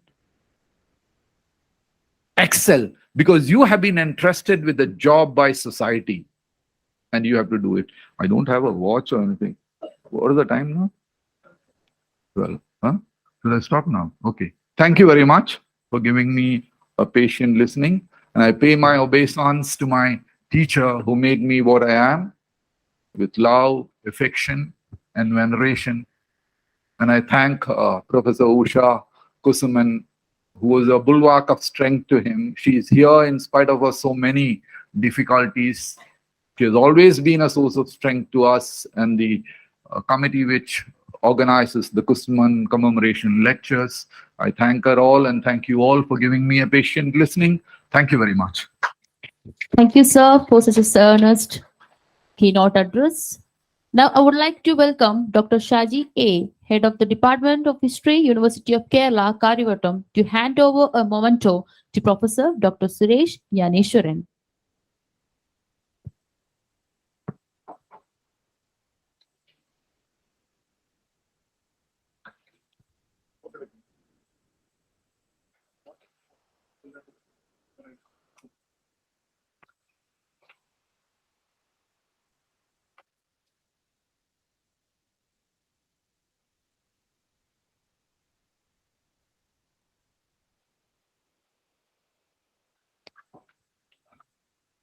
Thank you, sir.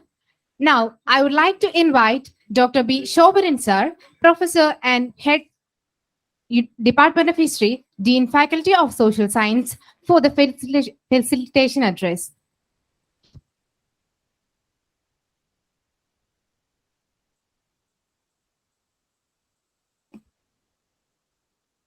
At the outset, I use this opportunity to thank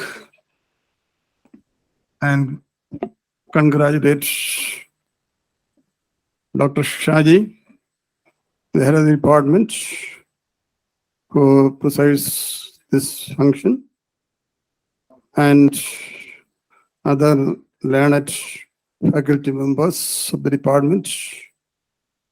All are the students, all are students of Professor K.K. Kusuman, sir. Dr. Sadish, Dr.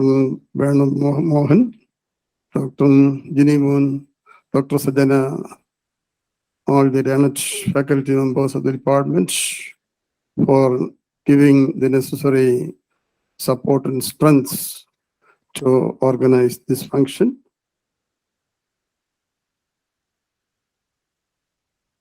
Professor Usha Kusuman, teacher, is here, along with her family members. The most important thing is that, his youngest son, Sridhar, is married, and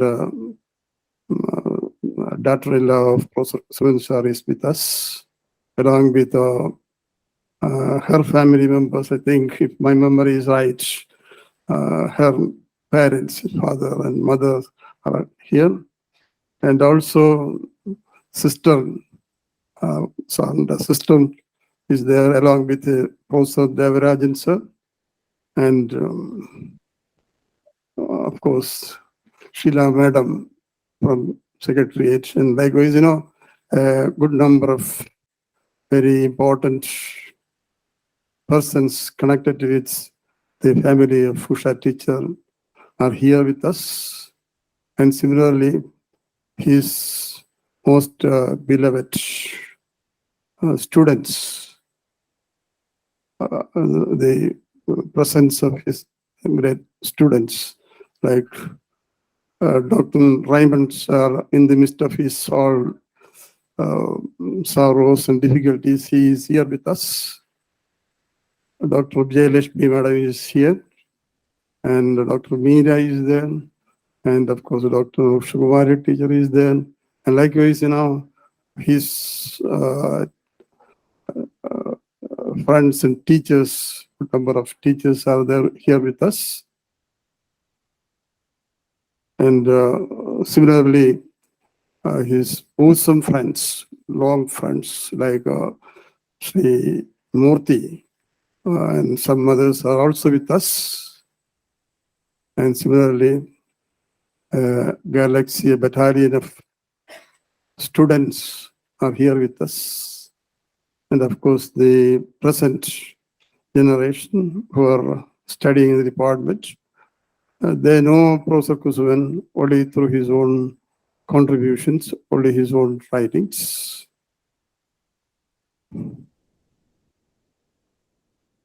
And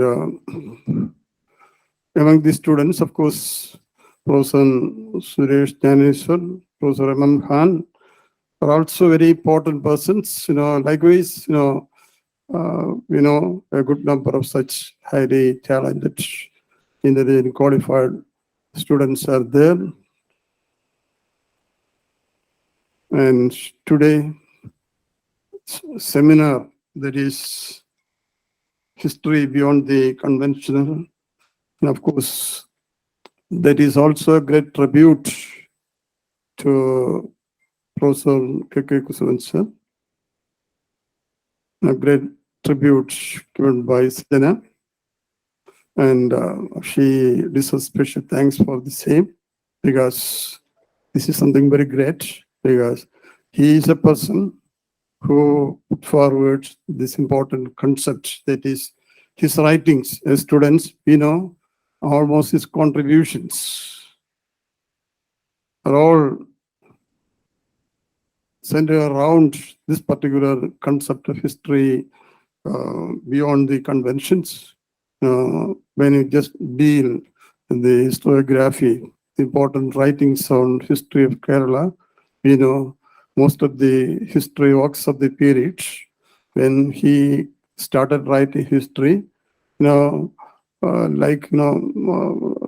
of the there is Travancore, history of Travancore from earliest times, written by P. Shankundi Menon,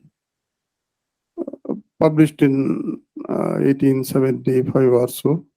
Likewise, the bulky volumes, 4 volumes on Kerala by K.P. Padmanabha Menon. Similarly,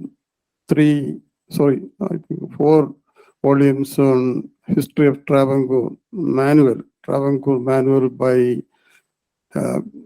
3 volumes by B. Nagamaya, then 4 volumes by T.K. Vedupilla, and likewise Cochin State Manual by C.H. Menon, and Malabar Manual by William Logan. Likewise, these are some of the important works which were available for the students of history during those days. Besides, this kind of original works, because the textbooks authored by Professor A. Sridharaman sir is also there. And of course, but most of the writings of the period were all conventional type. And mostly they dealt with history from above. There were very little representation or reference given to the history from below, or about the toiling, moiling millions who are left out as a whole. Once you read some of these books written by K.P. Padmanabha Menon, or P. Shankundi Menon, or Sridhara Menon, or Nagamaya, T.K. Vedupilla, and many others, we find only very scant reference, passing reference, very little reference about the topics which were left by Professor Kusuman sir. We out of this 3,000 pages or 4,000 pages of work, there were very little reference about, very scant reference, not even a passing reference about the problems faced by the people in the form of slaves, and also the toiling, moiling millions of the period, the social disabilities and difficulties of the period were altogether left out by these great historians. They mostly dealt with history from above. That was mostly about the rulers of the period. But there were very little representation or reference given to the common people. In such a juncture, in such a situation only, Professor Kusuman came forward with his original contributions, starting from slavery in Travancore. Slavery in Travancore, you know, he did this work when he was a research student, even before the submission of his doctoral thesis on the history of trade and commerce in Travancore. He published this slavery in Travancore. There was the history of the downtrodden, the history of the people who are totally ignored by, neglected by the dead historians of the periods. The same is the case with his other writings, other books that are there in the library, say for extremism in Kerala, or about the abstention movement, and about the different papers which were contributed by Prof. All shed light, throw fresh light on such unexplored corners of history which was totally neglected by the historians. And at this juncture, it is a great thing somehow Sajana had such an idea to come out with such a theme in connection with the commemoration of Professor K.K. Kusuman. Similarly, as far as Professor K.K. Kusuman was concerned, his ability, from this spirit of subaltern spirit, that is, with that particular idea in his mind, he became instrumental in organizing a lot of,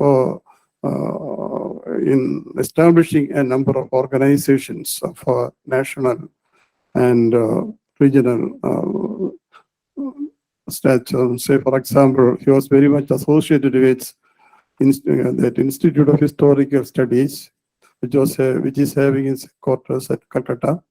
The great historians of the time, like M.N. Das, or Sen, Professor Sen, and several others, Professor Bhattacharya and several others, were all good friends of Professor Kusuman, and he was very much connected with this in meetings and seminars of Institute of Historical Studies. Likewise, other organizations or forums of historians like South Indian History Congress, here mind the editor of South Indian History Congress for a long period. His contributions as a great editor for South Indian History Congress, or of the Journal of Indian History, or Journal of Kerala Studies, and several other publications were also equally very important, because that is through that endeavor he trained the young scholars, the budding scholars, to write articles, to do some original research on history based on documents and other aspects. So, like that, as an editor, he did a great service to the cause of history by correcting, directing the students. So, similarly, as a academician, as a friend, as a guide, as a philosopher, he always remained a perennial inspiration, perennial source of strength to all, especially as far as personally I'm concerned. It was something like something more than like a brother. He used to guide me, he used to direct me in all my personal as well as family matters. He always remained a very important source of inspiration in all walks of my life. And it was the case with several other of his students also. Say, for example, Dr. Suresh Dhaneshwaran and his wife, they had teachers. They were the most, of course, Dr. Vijayalakshmi Mada is there, and they're all the most favorite students of Professor Kusuman sir. Likewise, as I already mentioned, he was having a battalion of students who were prepared to sacrifice anything for the in the happiness of Professor Kusuman, sir. They were, he was such a type of man, it is very difficult to find out such people in our life, actually. In all cases, whether it is in our happiness or in our difficulties and or in our crisis and everywhere, he used to remain a source of inspiration. So it is really a great thing that our new addition to the family of Professor Kusuman sir is really a great thing, because you hear his things only from, but his appearance, his affection, his dealings are something entirely very great that is beyond imagination and that is beyond description. Only one can experience such a great thing. So at this juncture, I'm sure that, the God Almighty will bless his family, continue to bless his family with our happiness. His two children, and Parvati Kusuman, she is there in Gulf countries, and also his son, most of his son, Sridhar, he is organizing an international conference there in Chennai, in tune with the footsteps of his own great father, and he is conducting a 3-day international seminar. Otherwise, he could have definitely attended the meeting. And on behalf of Sridhar, Parvati, and others, and today we are blessed by the members of his daughter-in-law's family, and I pray to the Almighty God to give more strength to teacher to overcome all the trials and tribulations in the life, and with added courage. And as far as the student community, is concerned, what I would like to say is to read his books, emulate your feelings from his writings. And once you read his writings, his contributions, you would be able to understand the greatness of Professor Kusuman. And once again, I congratulate, I thank the Department of History. I'm very happy to note that, Department of History is blessed by all my most beloved students and scholars.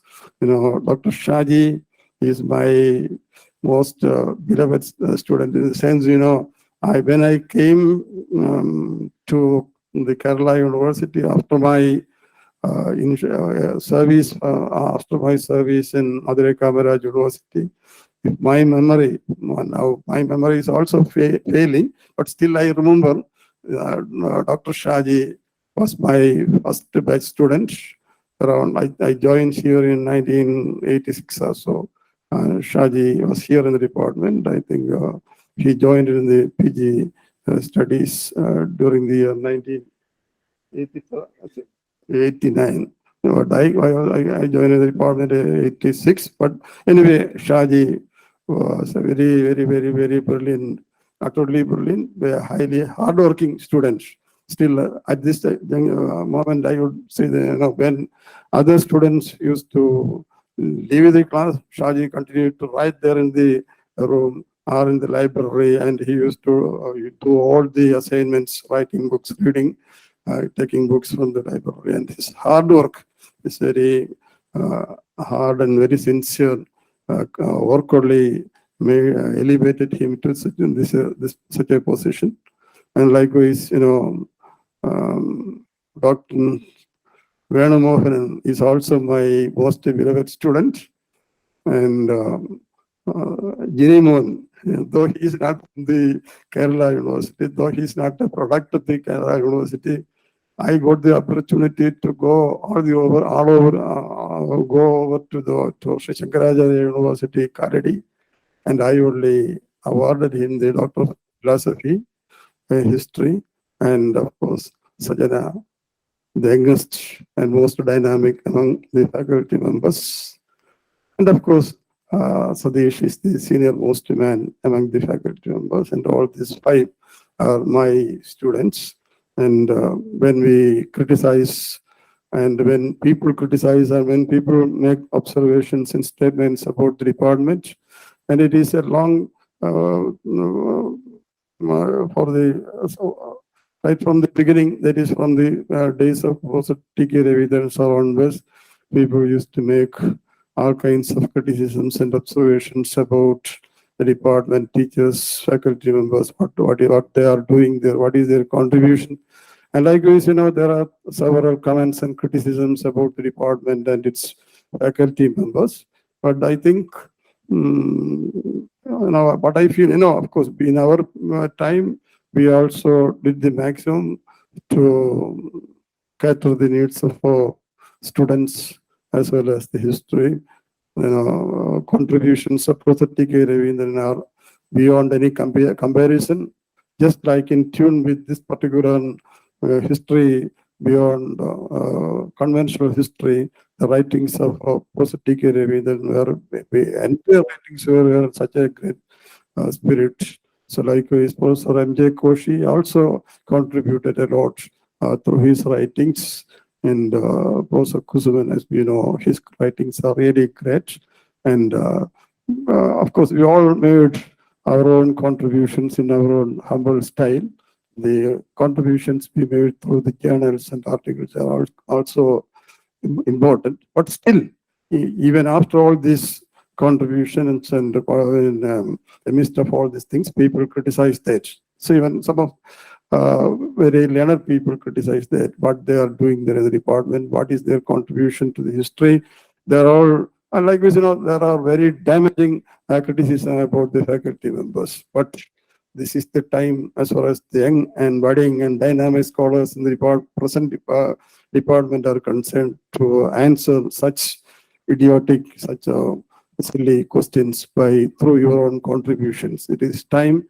I know that you are very potential and you are very intelligent and very hardworking, very sincere, and you can also contribute. You can or you should contribute something original to the realm of history. And with these few words, I conclude and I pray to the God that Professor Kusuman's soul may rest in heaven. But still, I still believe that he is with us. Physically, he is not with us, but in his spirit, in his mind, he is with us. And he guides all activities. And as far as department is concerned, family is concerned, personal matters are concerned, he continues to be as a perennial inspiration, a pillar of great strength. Thank you. Thank you, sir. Now, I invite Dr. M.M. Khan, retired head, Department of History, Government College Women, Vadakada, Thiruvananthapuram, to the dais for the felicitation address.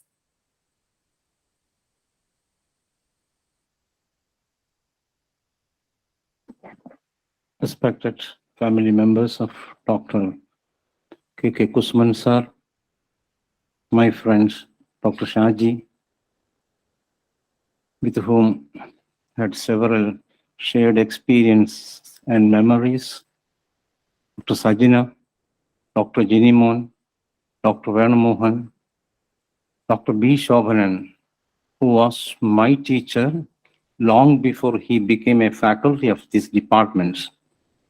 I was a student of this department some 42 years ago as a first year MA student. In fact, I am overwhelmed to participate in this commemoration lecture of Dr. K.K. Kusuman sir, who was my beloved teacher, who tended me in a meaningful and purposeful manner for a long way. He still cherishes the memories as a student, and my long association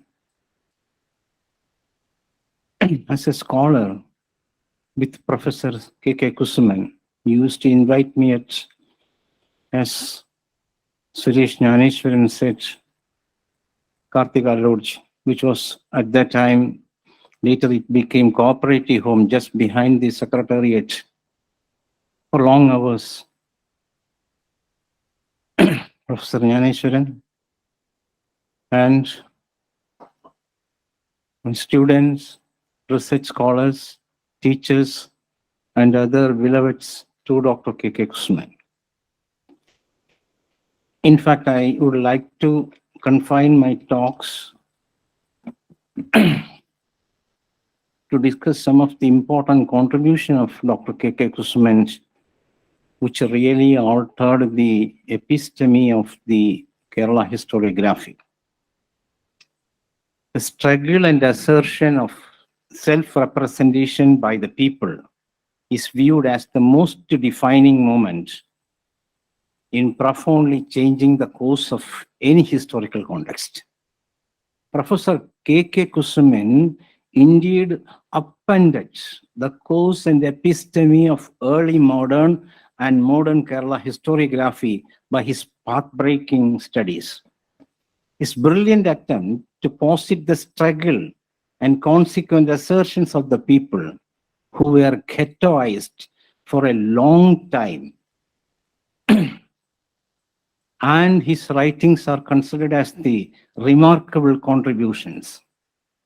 In a way, it further equipped and influenced historians of future period in a tremendous manner, which significantly, I should tell, expanded the knowledge horizon of modern Kerala history, and it created more democratic spaces in historical writings.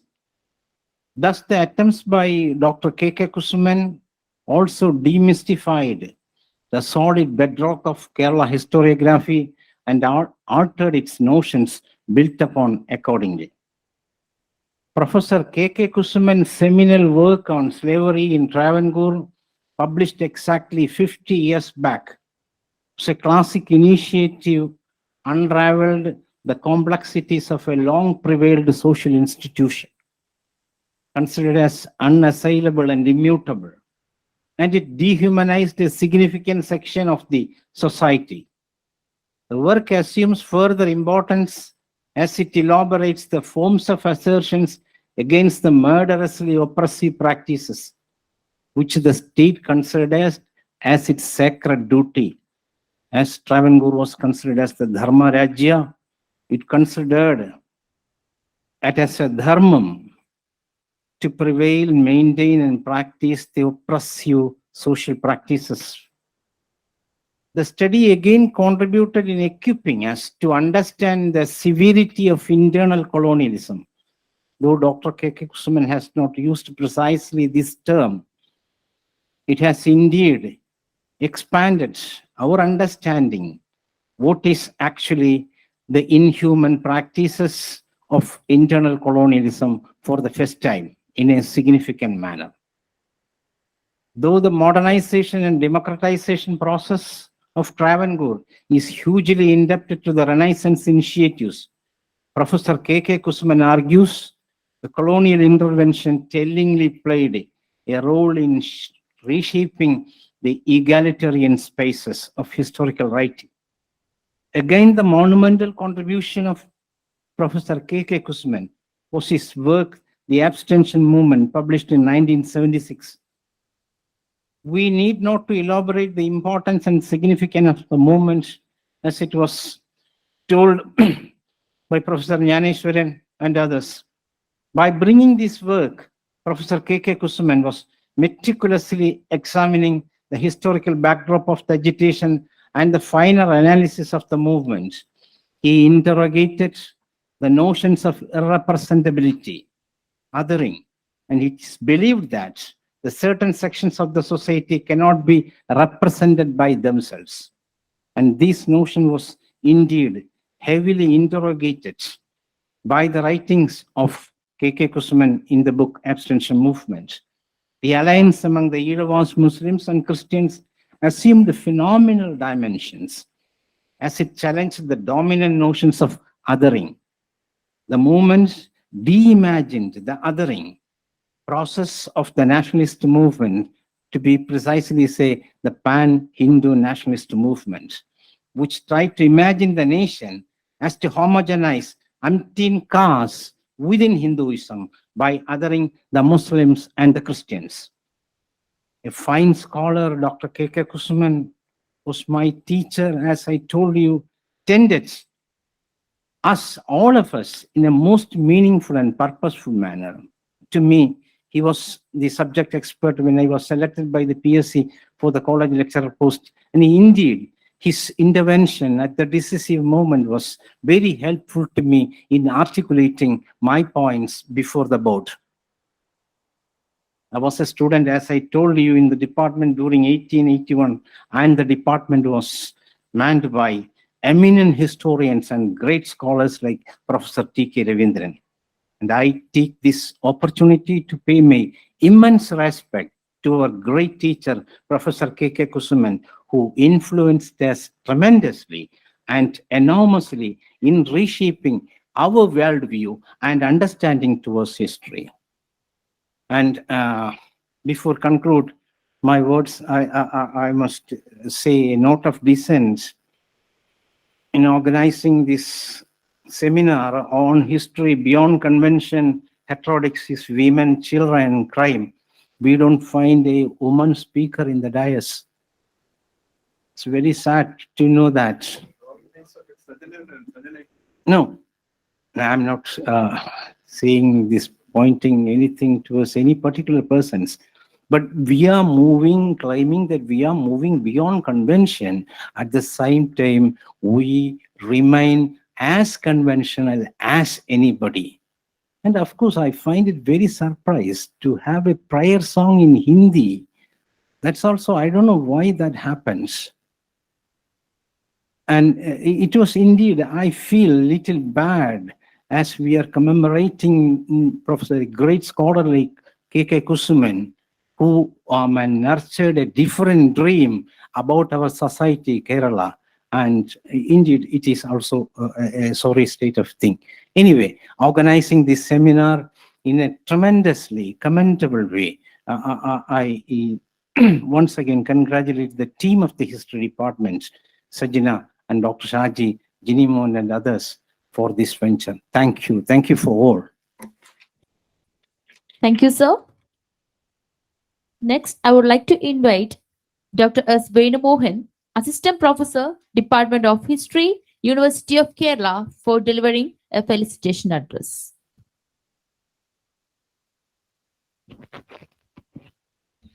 വേദിയിലും സദസ്സിലും ഇരിക്കുന്ന വിശിഷ്ട വ്യക്തിത്വങ്ങളെ, പ്രിയ വിദ്യാർത്ഥിനികളെ, ഇന്ന് doctor K Kusuman സാറിന്റെ ചരമദിനമാണ്. ഓരോ വർഷവും department of ഹിസ്റ്ററിയുടെ നേതൃത്വത്തിൽ ആ ദിനം നമ്മൾ അനുസ്മരിക്കാറുണ്ട്. പക്ഷെ ഓരോ വർഷം കഴിയുമ്പോഴും നമുക്ക് വരുന്ന ഓഡിയൻസിൽ ബഹുഭൂരിപക്ഷവും ഡോക്ടർ കെ കുസുമൻ സാറിനെ നേരിട്ട് കാണുകയോ കേൾക്കുകയോ ചെയ്തിട്ടുള്ളവരല്ല. ഓരോ കാലഘട്ടം കഴിയുമ്പോഴത്തേക്ക് പുതിയ തലമുറകൾ വരുമ്പോൾ ഡോക്ടർ ഈ ഹാളിൽ ഇരിക്കുന്നവരിൽ തന്നെ ബഹുഭൂരിപക്ഷം പേരും ഡോക്ടർ കെ കുസുമൻ സാറിനെ നേരിട്ട് കണ്ടിട്ടുള്ളവരോ കേട്ടിട്ടുള്ളവരോ അല്ല. അദ്ദേഹത്തിന്റെ ആദ്യകാല സ്റ്റുഡൻസായ ഡോക്ടർ സുരേഷ് ജ്ഞാനേശ്വർ സാറും അതുപോലെ തന്നെ സഞ്ജീവനി സ്കൂളിന്റെ മാനേജർ, പ്രിൻസിപ്പളും ഒക്കെ ടീച്ചറും ഒക്കെ ഉള്ളപ്പം തന്നെ ഓരോ ഘട്ടം കഴിയുമ്പോഴും പുതിയ തലമുറകൾ വരുമ്പോൾ ഇന്ന് ഗുരുശിഷ്യ ബന്ധമെന്ന് പറയുന്നത് പോലും ഒരു പ്രഹസനമായി മാറിക്കൊണ്ടിരിക്കുന്ന ഒരു കാലഘട്ടത്തിൽ, ഇന്ന് അധ്യാപകനും കുട്ടിയും തമ്മിലുള്ള സ്നേഹവും ബഹുമാനവും മാറിക്കൊണ്ടിരിക്കുന്ന ഒരു കാലഘട്ടത്തിൽ ആരായിരുന്നു ഡോക്ടർ കെ കുസുമൻ? എന്തായിരുന്നു അദ്ദേഹത്തിന്റെ സംഭാവന? അത് നമ്മൾ ഒന്ന് മനസ്സിലാക്കണം. ഞാൻ 1993 കേരള സർവകലാശാലയിൽ എംഫിൽ സ്റ്റുഡൻ്റായിട്ട് വരുമ്പോൾ ഒരു BEd കോളേജിൽ പഠിച്ച് അവിടുത്തെ ടീച്ചേഴ്സുമായിട്ട് ഉടക്കി പഠനം പൂർത്തിയാക്കാതെ TC മേടിച്ച് പോന്ന ഞാൻ കേരള സർവകലാശാല ഡിപ്പാർട്ട്മെന്റിൽ എംഫിലിനെത്തുമ്പോൾ കെ കുസുമൻ സാറും ബി ശോഭനൻ സാറും ഒക്കെ കാണിച്ച ആ സ്നേഹവും കടപ്പാടും ഒക്കെ ഞാൻ ഇവിടെ അനുസ്മരിക്കുവാൻ ആഗ്രഹിക്കുന്നു. കുട്ടികളോടെയുള്ള അവരുടെ സമീപനം. കുസുമൻ സാറ് രാവിലെ 10:15 കഴിയുമ്പോൾ നമ്മുടെ ക്ലാസ്സിൽ കയറി വരും. 10:15 10:30 ഇടയ്ക്ക് ക്ലാസ്സിൽ കയറി വന്നാൽ 12:45 വരെ കണ്ടിന്യൂസ് ആയ ക്ലാസ് ആണ്. ഇപ്പോൾ ഓർക്കുന്നു, പറഞ്ഞു പോകുന്ന അങ്ങ് ഒഴുകി ഒഴുകി പോവുകയാണ്. ഒഴുകി ഒഴുകി ഒടുവിൽ ഈ പുഴ എവിടെ ചെന്ന് ചേരുമെന്നൊക്കെ ചോദിക്കുന്നത് പോലെ ഒഴുക്കാണ്. ഇപ്പോഴും ഞാൻ ഓർക്കുന്നു എഡ്വേർഡ് ഗിബ്ബനെ കുറിച്ച്, അദ്ദേഹത്തിന്റെ decline and fall of the Roman എംപയറിനെ കുറിച്ചും തുടങ്ങുന്നത് തന്നെ സാറേ ആ ഒരു വലിയ തുടക്കത്തിന് പോലും ഒരു വലിയ പ്രത്യേകതയുണ്ട്. By authoring the decline and fall of the Roman empire, Edward Gibbon believed that he was immortal because he wrote an immortal work. അങ്ങനെയാണ് തുടങ്ങുന്നത്. കോളിംഗ്വുഡിന്റെ ഒക്കെ മനോഹരമായിട്ടായിരുന്നു തുടങ്ങുന്നത്. അപ്പൊ കുസുമൻ സാറിനെ നേരിൽ കാണുവാനും അദ്ദേഹത്തിനോടൊപ്പം നിഴലായിട്ട് നിൽക്കുവാനും എനിക്ക് കഴിഞ്ഞു. 2003 ആയപ്പോഴത്തേക്ക് അതുവരെയും സൗത്ത് ഇന്ത്യൻ ഹിസ്റ്ററി കോൺഗ്രസിന്റെ ജീവാത്മാവും പരമാത്മാവുമായി നിന്ന സാർ അവസാന ഘട്ടത്തിൽ 2003 കാലിക്കട്ട് യൂണിവേഴ്സിറ്റിയിൽ വെച്ച് നടന്ന ഒരു സൗത്ത് ഇന്ത്യൻ ഹിസ്റ്ററി കോൺഗ്രസും പിന്നെ രാജപാളയം രാജു കോളേജിൽ വെച്ച് നടന്ന സൗത്ത് ഇന്ത്യൻ ഹിസ്റ്ററി കോൺഗ്രസിലും ഒക്കെ ചില ദുർഘടമായ സന്ദർഭങ്ങളിലും സാറിന്റെ കൂടെ ഞാൻ നിഴലായിട്ട് നിന്നത് കൊണ്ടാണ് എൻ്റെ ഗുരുനാഥനും എന്നെ ഈ അധ്യാപക രംഗത്തേക്കും എന്നെ ഈ നിലയിലേക്ക് എല്ലാം ഉയർത്തിയ എൻ്റെ പ്രൊഫസർ ഡോക്ടർ ശോഭനൻ സാറിന് ഇന്നും എന്നോടുള്ള ഇഷ്ടം. സാർ എപ്പോഴും പറയും വേണുമോഹൻ കുസുമൻ സാറിനോട് ഒപ്പം നിന്ന കാര്യം. ഇത്രയും നല്ലവരിൽ നല്ലവനായ ഒരു മനുഷ്യനുണ്ടായിട്ടില്ല. ഒരിക്കലും അധികാരത്തിനോട് ഒത്തു നിൽക്കുവാൻ സാർ ആഗ്രഹിച്ചിട്ടില്ല. ഇന്ന് നമ്മൾ സർവകലാശാലകളിലൊക്കെ വരുമ്പം അധ്യാപകര് കുട്ടികളുമൊക്കെ ജാതിയും മതവും ഒക്കെ വളരെ ശക്തമാണ്. പല കുട്ടികളെയും ജാതിയുടെയും മതത്തിന്റെയും ഒക്കെ കണ്ണിലൂടെ കാണുമ്പോൾ ഡോക്ടർ കുസുമൻ സാറ് 100% സെക്കുലർ ആയിരുന്നു. ഒരു വലിയ തറവാട്ടിൽ ജനിച്ച അദ്ദേഹം മലയാളത്തിലെ നമ്മളെ കേരള രാഷ്ട്രീയം ഉള്ളംകൈയിൽ അമ്മാനമാടിയ ഒരു വലിയ മനുഷ്യന്റെ അനന്തരവനായ അദ്ദേഹം, മലയാള സിനിമാ രംഗത്തെ ഇതിഹാസം രചിച്ച എസ് എൽ സദാനന്ദന്റെ അനന്തരവനായ അദ്ദേഹം സ്ഥാനമാനങ്ങളുടെ പുറകെ പോയില്ല. സ്ഥാനമാനങ്ങളൊന്നും അദ്ദേഹത്തെ തേടിയെത്തിയില്ല. കാരണം എന്താണ്, അദ്ദേഹം അത് ആഗ്രഹിച്ചില്ല. എങ്കിലും ഞാൻ ഈ വൈകിയ വേളയിൽ നിങ്ങളോട് പറയുന്നു, അദ്ദേഹത്തിന്റെ സമീപ പ്രദേശത്ത് ജീവിച്ചിരുന്ന മലയാളത്തിന്റെ പ്രിയപ്പെട്ട മഹാകവി വയലാർ രാമവർമ്മ എഴുതിയ ഒരു പാട്ടുണ്ട്. അത് ഞാൻ പലപ്പോഴും ആലോചിക്കും, ഒരു പക്ഷേ നമ്മുടെ കുസുമൻ സാറിനെ കുറിച്ച് ആയിരിക്കാമെന്ന് നമ്മൾ ആലോചിക്കാറുണ്ട്. 7 അഴകുള്ളവനായിരുന്നു, എല്ലാം തികഞ്ഞവനായിരുന്നു എന്നാണ് പറഞ്ഞത്. 7 അഴകുള്ളവനായിരുന്നു നമ്മുടെ കുസുമൻ സാറ്, എല്ലാം തികഞ്ഞവനുമായിരുന്നു. മലയാളത്തിന്റെ പ്രിയപ്പെട്ട കവി വയലാർ രാമവർമ്മ പാടിയതുപോലെ സ്വർണ്ണ ചിറകടിച്ച വെളിച്ചം സ്വർഗത്തിലേക്ക് തിരിച്ചു പോവുകയായിരുന്നു. കൂടുതലൊന്നും പറയുന്നില്ല. ആ സമയത്ത് അവസാനം ഞാൻ സാറിനെ കാണുവാൻ ചെല്ലുന്നത് മാർച്ച് ഒരു 12-ാം തീയതി എങ്ങാണ്ടാണ്. ഞാൻ സാറിന്റെ വീട്ടിൽ ചെല്ലുമ്പം അവസാന നാളുകളിൽ ഞാൻ കൂടുതലും സാറിന്റെ കൂടെ ഉണ്ടായിരുന്നു. ഞാൻ അന്ന് ഇറങ്ങി എൻ്റെ ബൈക്കിൽ കയറുമ്പോൾ സാറ് വന്നിട്ട് എന്നോട് പറഞ്ഞു, നീ അടുത്ത തവണ വരുമ്പം വൈഫിനെയും കുഞ്ഞിനെയും കൂടെ കൊണ്ടുവരണമെന്ന് പറഞ്ഞു. പിന്നീട് അറിയുന്നത് സാറിന്റെ പിന്നെ ഒരാഴ്ച തികഞ്ഞില്ല സാറിന്റെ മരണ വാർത്തയാണ്. ആ സാറിന്റെ നേരിട്ട് സാറിനെ കാണാൻ പറ്റിയില്ലെങ്കിലും സാറിന്റെ ആ ഭൗതിക ശരീരം കാണുവാൻ ബൈക്കിൽ ഞാൻ എൻ്റെ വൈഫിനെയും കുഞ്ഞിനെയും കൊണ്ടുപോയി കാണിച്ചു. അവിടെ എൻ്റെ വീട്ടിൽ നിന്ന് ഒരു 3 കിലോമീറ്റർ പോകുമ്പോൾ മൊത്തം എൻ്റെ കണ്ണിലൂടെ കണ്ണീര് നല്ലപോലെ ഒഴുകി ഒഴുകി തീരുകയായിരുന്നു. ഞാൻ കൂടുതലൊന്നും പറയുന്നില്ല. ആ വലിയ പുണ്യാത്മാവിന്റെ, വേണുമോഹനെ പോലുള്ള പാവപ്പെട്ട വിദ്യാർത്ഥികളെ ഉന്നതിയിലേക്ക് എത്തിച്ച ആ പുണ്യാത്മാവിന് എൻ്റെ നിത്യശാന്തി ലഭിക്കട്ടെ എന്ന് മാത്രം പ്രാർത്ഥിച്ചുകൊണ്ട്, അദ്ദേഹത്തിന്റെ കുടുംബത്തിന് എല്ലാവിധ ഐശ്വര്യങ്ങളും ഉണ്ടാകട്ടെ എന്ന് മാത്രം പ്രാർത്ഥിച്ചുകൊണ്ട് നിർത്തുന്നു. നന്ദി, നമസ്കാരം. Thank you, sir, for such a earnest felicitation. Now, I invite Vijayalakshmi ma'am to the dais for the Felicitation address.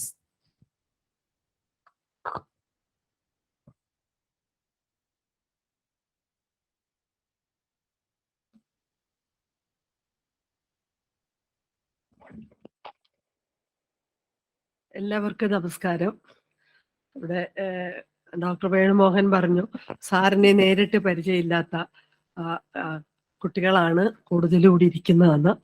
സാറിനെ നേരിട്ട് സുരേഷ് കഴിഞ്ഞാൽ ഏറ്റവും സീനിയർ ആയിട്ടുള്ള സാറിന്റെ സ്റ്റുഡൻ്റ് ആണ് ഞാൻ. Suresh first year second year ആയപ്പോൾ ഞാൻ ഫസ്റ്റ് ഇയർ ആയിട്ട് യൂണിവേഴ്സിറ്റി വന്നതാണ്. അപ്പൊ അതിനെക്കുറിച്ചൊക്കെ നിങ്ങൾ കേട്ടു. എനിക്ക് സാറിനെ കുറിച്ച് ഇവിടെ വേണുമോഹൻ പറഞ്ഞതിന്റെ ഒരു കണ്ടിന്യൂഷൻ ആയിട്ട് പറയാനുള്ള ഒരേ ഒരു കാര്യം നല്ലവനിൽ നല്ലവനായിരുന്നു എന്നാണ്. ഞാനൊക്കെ യൂണിവേഴ്സിറ്റി പഠിക്കുമ്പം തന്നെ ഒരുപാട് ഇപ്പം നേരത്തെ പറഞ്ഞോണ്ട് ഇൻസ്റ്റിറ്റ്യൂട്ട് ഓഫ് ഹിസ്റ്റോറിക്കൽ സ്റ്റഡീസിന്റെ മീറ്റിങ്ങിനും സൗത്ത് ഇന്ത്യൻ ഹിസ്റ്ററിയും അതുപോലെ ഇന്ത്യയിൽ എവിടെയൊക്കെ എന്തെങ്കിലും മീറ്റിങ്ങുകളോ കോൺഫറൻസോ ഉണ്ടെങ്കിൽ എല്ലായിടത്തും നമ്മളെ പറഞ്ഞു വിടുന്നത് സാറാണ്. അത് പോണം, കുഴപ്പമൊന്നും ഇല്ല, എല്ലായിടത്തും പോയിട്ട് നമ്മൾ വരും, പ്രശ്നമില്ല. അതുപോലെ ഡൽഹിയിലാണെങ്കിലും ഇപ്പൊ നെഹ്റു മ്യൂസിയം, തീൻമൂർത്തി ലൈബ്രറിയിലും അവിടുത്തെ ചന്ദ്രമോഹനും ഇതുപോലെ ഒരുപാട് ആൾക്കാര് സാറ് നമുക്ക് പരിചയപ്പെടുത്തി തന്നിട്ടുണ്ട്.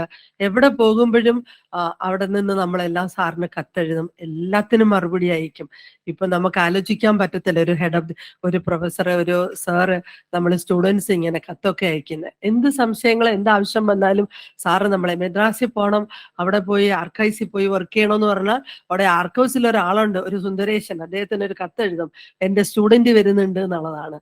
അവിടെ ഉടനെ YWCയിലേക്ക് എഴുതും, ഒരു അലമേലു മാഡം ഉണ്ട് സാറിന്റെ സുഹൃത്തായിട്ട്, അവർക്ക് എഴുതും ഈ കുട്ടി അവിടെ താമസിപ്പിക്കണം എന്ന്. ഇങ്ങനെ തീർച്ചയായിട്ടും ഒരുപക്ഷെ ഞാൻ തിരിഞ്ഞു നോക്കുമ്പോൾ എൻ്റെ ഒരു പ്രൊഫഷണൽ, എനിക്ക് യുണൈറ്റഡ് നേഷൻസിൽ പോയി സ്ത്രീകളെ കുറിച്ച് സംസാരിക്കാൻ അവസരം കിട്ടിയിട്ടുണ്ട്. 10 വർഷം കണ്ടിന്യൂസ് ആയിട്ട് പോയിട്ടുണ്ട്. അവിടെയൊക്കെ ചെല്ലുമ്പോഴും ഞാൻ എപ്പോൾ അവസരം കിട്ടിയാലും കുസുമൻ സാറിനെ ഓർക്കും. സാറിന്റെ കുറിച്ച് ഒരു വാക്ക് പറയാതിരിക്കത്തില്ല.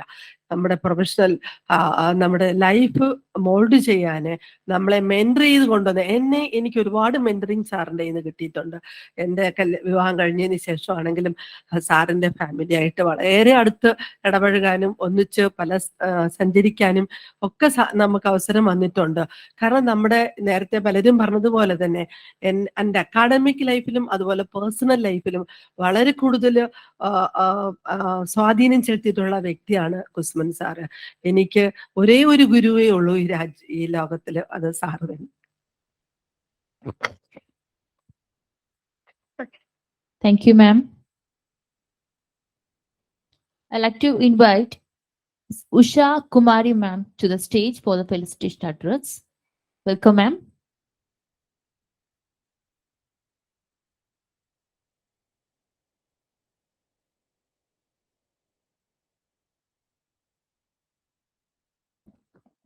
എല്ലാവർക്കും നമസ്കാരം.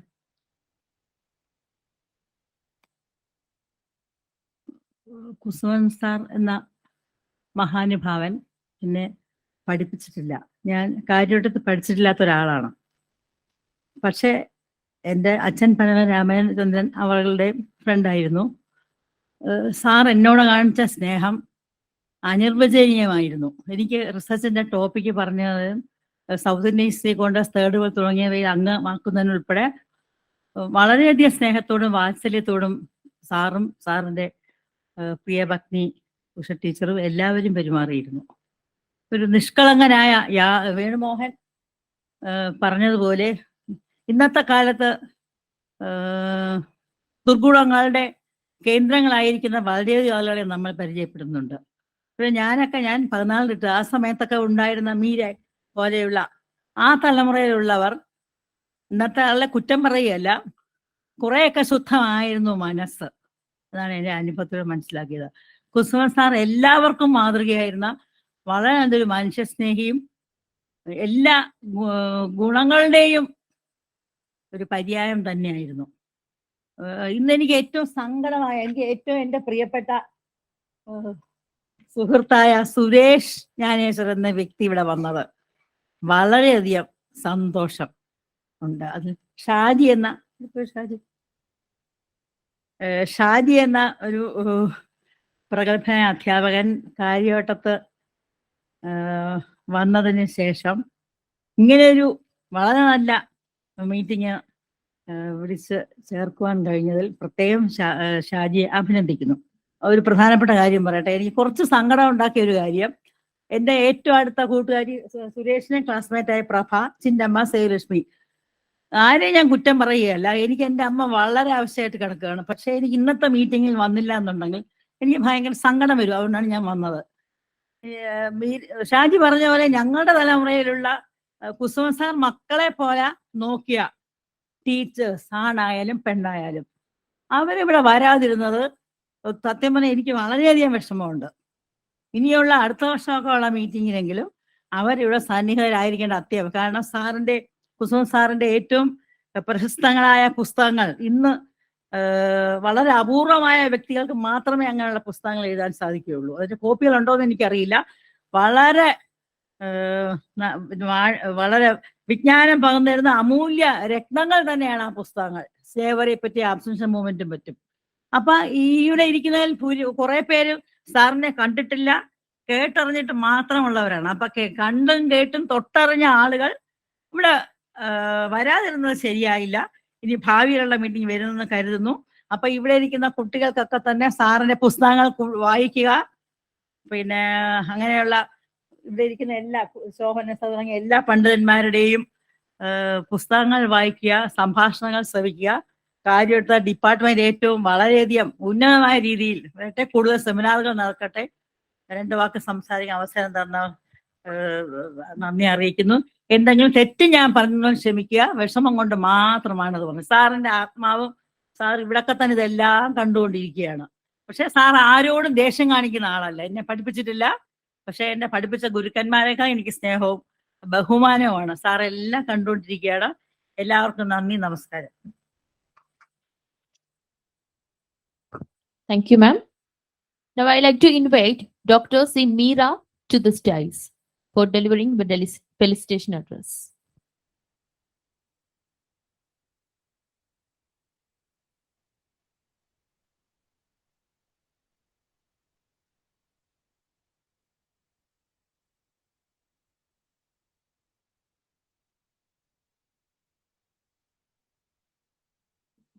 വേദിയിലും സദസ്സിലും ഇരിക്കുന്ന എല്ലാവർക്കും എൻ്റെ നമസ്കാരം.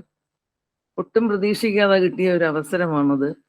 അതായത് എൻ്റെ ഗുരുക്കന്മാർ എന്ന് ഞാൻ വിചാരിക്കുന്ന അന്തരിച്ചുപോയ കുസുമൻ സാറിൻ്റെയും ശോഭന സാറിൻ്റെയും, കുസുമൻ സാറിൻ്റെ ആ ഓർമ്മകൾക്ക് മുമ്പിലും ശോഭനൻ സാറിൻ്റെയും എൻ്റെ കോ വർക്കറായ സുരേഷ് ജ്ഞാനേശ്വർ സാറിൻ്റെ കൂടെയും, അല്ലെങ്കിൽ എൻ്റെ ക്ലാസ്മേറ്റ് ആയിരുന്ന, അതായത് എംഫിലിന് ഞാനും വേണുവും ഒക്കെ ഒരു ബാച്ചിലായിരുന്നു. കുസുമൻ സാറ്, ശോഭന സാറും ഒക്കെ ഞങ്ങളുടെ അധ്യാപകരായിരുന്നു.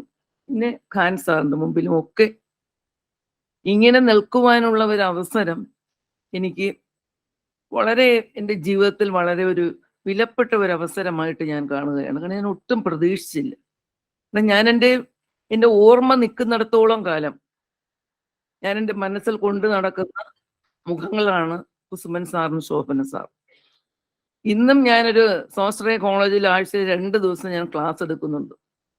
ആ കൊച്ചു കുട്ടികളുടെ മുമ്പിൽ ഞാൻ നിൽക്കുമ്പോഴും ഞാൻ കുസുമൻ സാറിൻ്റെ ക്ലാസ്സുകളെ പറ്റിയും, അവർ പൊളിറ്റിക്കൽ സയൻസ് സ്റ്റുഡൻസ് ആണ്, പക്ഷേ ഞാൻ കോംപ്ലിമെന്ററി ആണ് പഠിപ്പിക്കുന്നതെങ്കിലും ശോഭന സാറിൻ്റെയൊക്കെ സംഭവം മറ്റേ, കാരണം നമ്മൾ എങ്ങനെ അധ്യാപകർ ഞങ്ങളെ മോൾഡ് ചെയ്യും എന്നുള്ള ഒരു സെൻസ് വരുമ്പോൾ, അല്ലെങ്കിൽ ഇത്രയും ഹിസ്റ്ററി ടീച്ചർ എന്ന് ഞാൻ അഭിമാനിക്കുന്നെങ്കിൽ അതിന് കാരണക്കാരായ എൻ്റെ അധ്യാപകർ അല്ലെങ്കിൽ എൻ്റെ കോ വർക്കേഴ്സ്, ഇവരെ, കാരണം ഹിസ്റ്ററിയെ കുറിച്ച് ഇന്ന് ഞാൻ ഇവിടെ വന്നിരുന്ന പ്രസംഗങ്ങൾ അല്ലെങ്കിൽ ഇവരുടെ ഫെലിസിറ്റേഷൻസും ഇനാഗുറൽ അഡ്രസ്സും ഒക്കെ കേട്ടപ്പോൾ, റിട്ടയർ ചെയ്തിട്ട് ഞാൻ 2015 റിട്ടയർ ചെയ്തെങ്കിലും ആസ് എ ഹിസ്റ്ററി ടീച്ചർ എന്നുള്ള ഒരു അഭിമാനം എൻ്റെ മനസ്സിൽ തോന്നിയ ഒരു ദിവസമായിട്ടാണ് ഞാൻ കാണുന്നത്. കാരണം കുസുമൻ സാറിനെ പറ്റി ഓർക്കുമ്പോൾ സാറ് ഒരു സൈലന്റ് ആയിട്ടുണ്ട്, സൈലന്റ് വർക്കറാണ്. നമുക്ക് ഈ വേണു പറഞ്ഞ സെമിനാർസുകൾക്കൊക്കെ കോൺഫറൻസുകൾക്ക് എല്ലാം ഞങ്ങൾ പോകാനും ബാലാമ്പാൾ ടീച്ചറിനെ പോലെയുള്ള കുസുമൻ സാറിന്റെ ബിലബഡ്സിനും അവരെ ഒക്കെ നമുക്ക് പരിചയപ്പെടാനും അങ്ങനെയുള്ള ഒട്ടനവധി അവസരങ്ങളാണ്. അന്ന് ഇങ്ങനെയൊക്കെ പോയി എന്ന് ഞാൻ ഇന്ന് അവിടെ ഇരുന്ന് ചിന്തിച്ചു. കാരണം 1, 2 അല്ല, 8 നാഷണൽ സെമിനാർസിൽ ഞാൻ 8 പേപ്പർ പ്രസന്റേഷൻസ് നടത്തിയിട്ടുണ്ട്. അതെനിക്കൊരു ഇന്നും എൻ്റെ ജീവിതത്തിൽ കാരണം ഞങ്ങളൊക്കെ സാധാരണ മലയാളം മീഡിയം സ്കൂളിൽ നിന്ന് പഠിച്ചു വന്നവരാണെങ്കിലും നമുക്കതിന് വേണ്ടുന്ന ഒരു ബ്ലെസ്സിങ്സ് തന്ന് പറ്റും.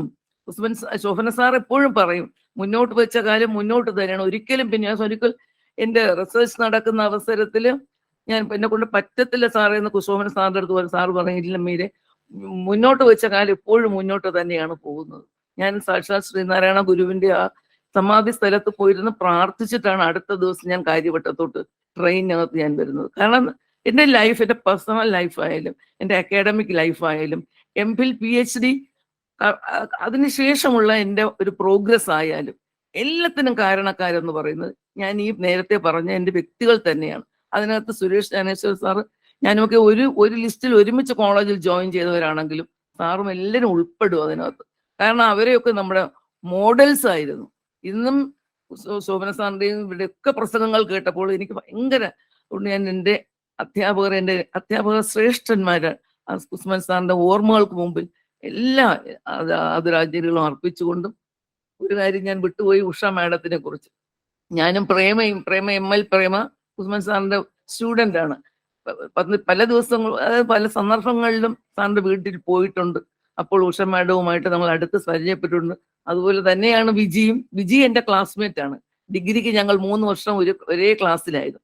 അപ്പൊ ഇവരെയൊക്കെ കണ്ടപ്പോഴുണ്ടായ ആ ഒരു അനുഭൂതി എന്ന് നമ്മൾ പറയും. നമ്മൾ കാണുന്നില്ലെങ്കിലും ഇവരെല്ലാം ഞങ്ങളുടെ ഓർമ്മകളിലുണ്ട്. നമ്മൾ ആരും നേരിട്ട് കാണുന്നില്ല, ആരും കോണ്ടാക്ട്സും ഇല്ല. പക്ഷെ ഇല്ലെങ്കിലും ഇവരുടെ എല്ലാം നമ്മൾ നേരിട്ട് കാണുമ്പോഴുണ്ടായ ഒരു വല്ലാത്ത ഒരു എക്സ്പീരിയൻസ്. ആ എക്സ്പീരിയൻസ് വളരെ വളരെ വളരെ ഇനി നമുക്കത് പറ്റുമോ എന്നും അറിഞ്ഞുകൂടാ. കാരണം അങ്ങനെയൊക്കെയാണ് എല്ലാവരുടെയും ലൈഫ് പോയിക്കൊണ്ടിരിക്കുന്നത്. അതുകൊണ്ട് എല്ലാ പ്രണാമങ്ങളും അർപ്പിച്ചുകൊണ്ട്. Thank you, ma'am. If anyone interested to deliver felicitation on K. Kusuman sir commemoration, please welcome to the dais.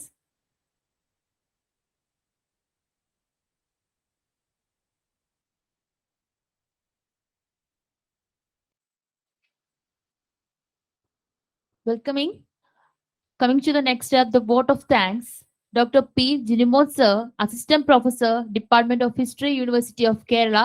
I warmly welcome Dr. P. Jinimon sir to the dais.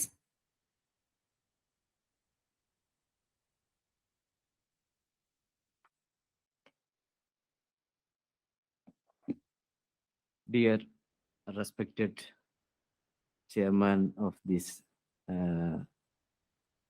seminar, Dr. Professor A. Shaji, head of the department, and the speaker of this KK Kusuman sir commemoration lecture, Professor Dr. Suresh Jnaneshwaran sir, former head of the Department of History, Dr. B. Shobhanan sir, and the former student of KK Kusuman sir, Dr. M.M. Khan, and my colleague Dr. S. Venumohan, Dr. Sajna, and the family members of Dr. KK Kusuman sir, and the favorite students of KK Kusuman sir, and the research scholars and students. Today, as we know, it is the commencement date of the 3-day national seminar on history beyond the conventional, heterodoxies, women, children, and crime, in connection with Professor Dr. KK Kusuman commemoration lecture. As we know, the discipline of history marked several changes in its conceptual insights and methodological sophistication throughout a long period.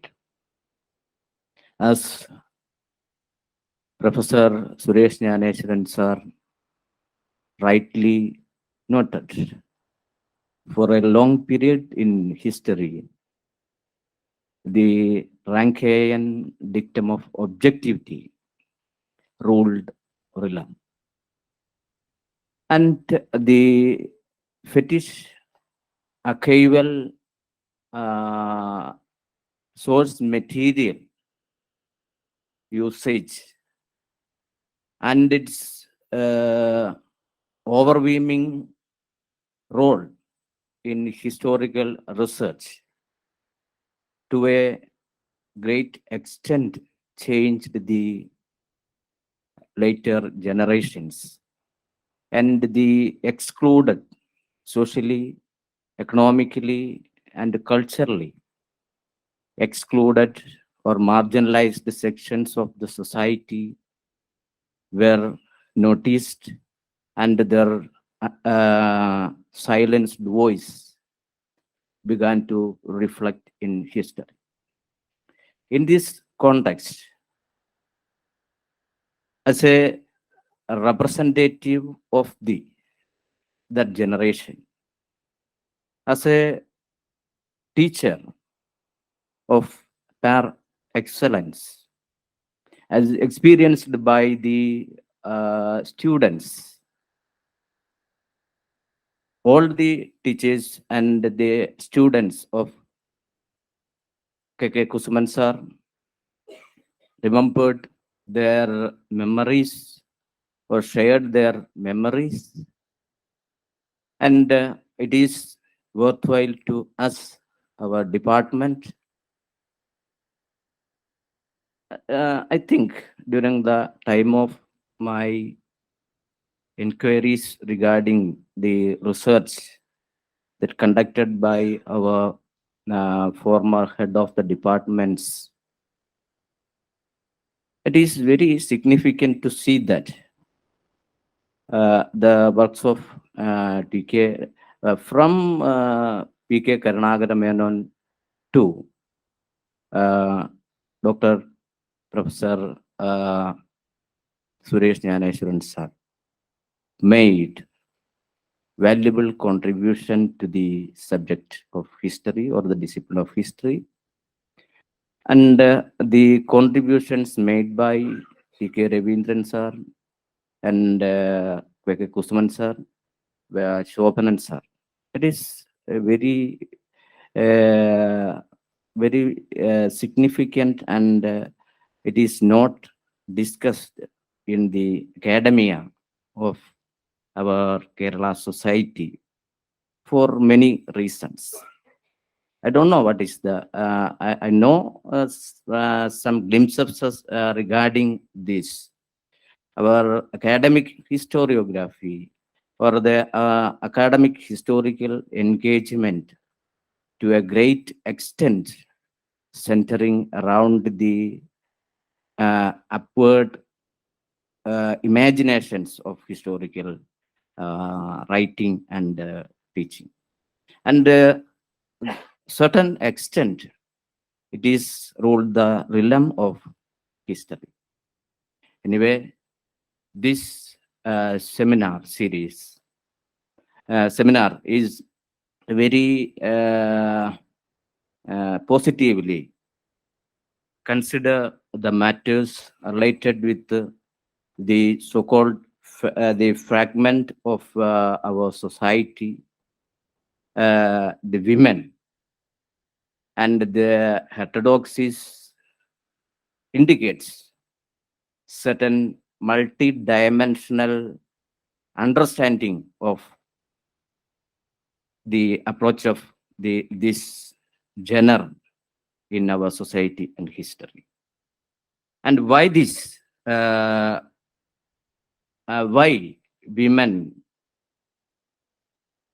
were considered in for a long period, and the experience, as the lived experience of the children, women. And this is a very important discussion in the academia, especially Gopal Guru and Gopal Guru on the public sphere debate, and they forwards the public space, and Judith Butler's women trouble, etc., indicates certain problematic space in the lived experience of the women and other categories of in historical writing and research. I think as M.M. Khan sir noticed, in this inaugural session there is no representative of women, but the following sessions are blessed with the presence of a lot of eminent scholars from women, and not in Kerala, from outside Kerala. Internationally reputed scholars are going to participate in this seminar. Anyway, I'm going to my duty to get across the thanks to the participants and the important personalities gathered here. First of all, I would like to cast vote of thanks to Dr. A. Shaji, the chairman of this session, and the professor and head of the department, with his constant inspiration and his hard working. It is already noticed. It should be considered in a very appreciative manner. And I get across my sincere thanks to Dr. A. Shaji sir for convening this type of seminar in connection with the K.K. Kusuman's memorial lecture. Okay, sir. Thank you, Shaji sir, for your thing. I also extend my sincere thanks to Dr. P.P. Ajay Kumar sir, professor, who was the former Vice Chancellor of our university, and he contributed and he wholeheartedly supported the activities of our department, history department, and he has a very good concern over the discussions emerging in the humanities and the social sciences. So his writings and his speeches and his engagements to a great extent is very much encouraging to us. On behalf of the department and on behalf of the organizing committee, I extend my thanks and gratitude to P.P. Ajay Kumar sir. This the K.K. Kusuman sir Endowment Award is received by none other Miss Amrita P.B., one of the very brilliant students of our department. She has made a very, very valuable contribution to our department during the time of any seminars and symposiums we are conducting. She was the anchor of these seminars, and she actively participated in all academic activities of our department, in addition to her close involvement in the subject.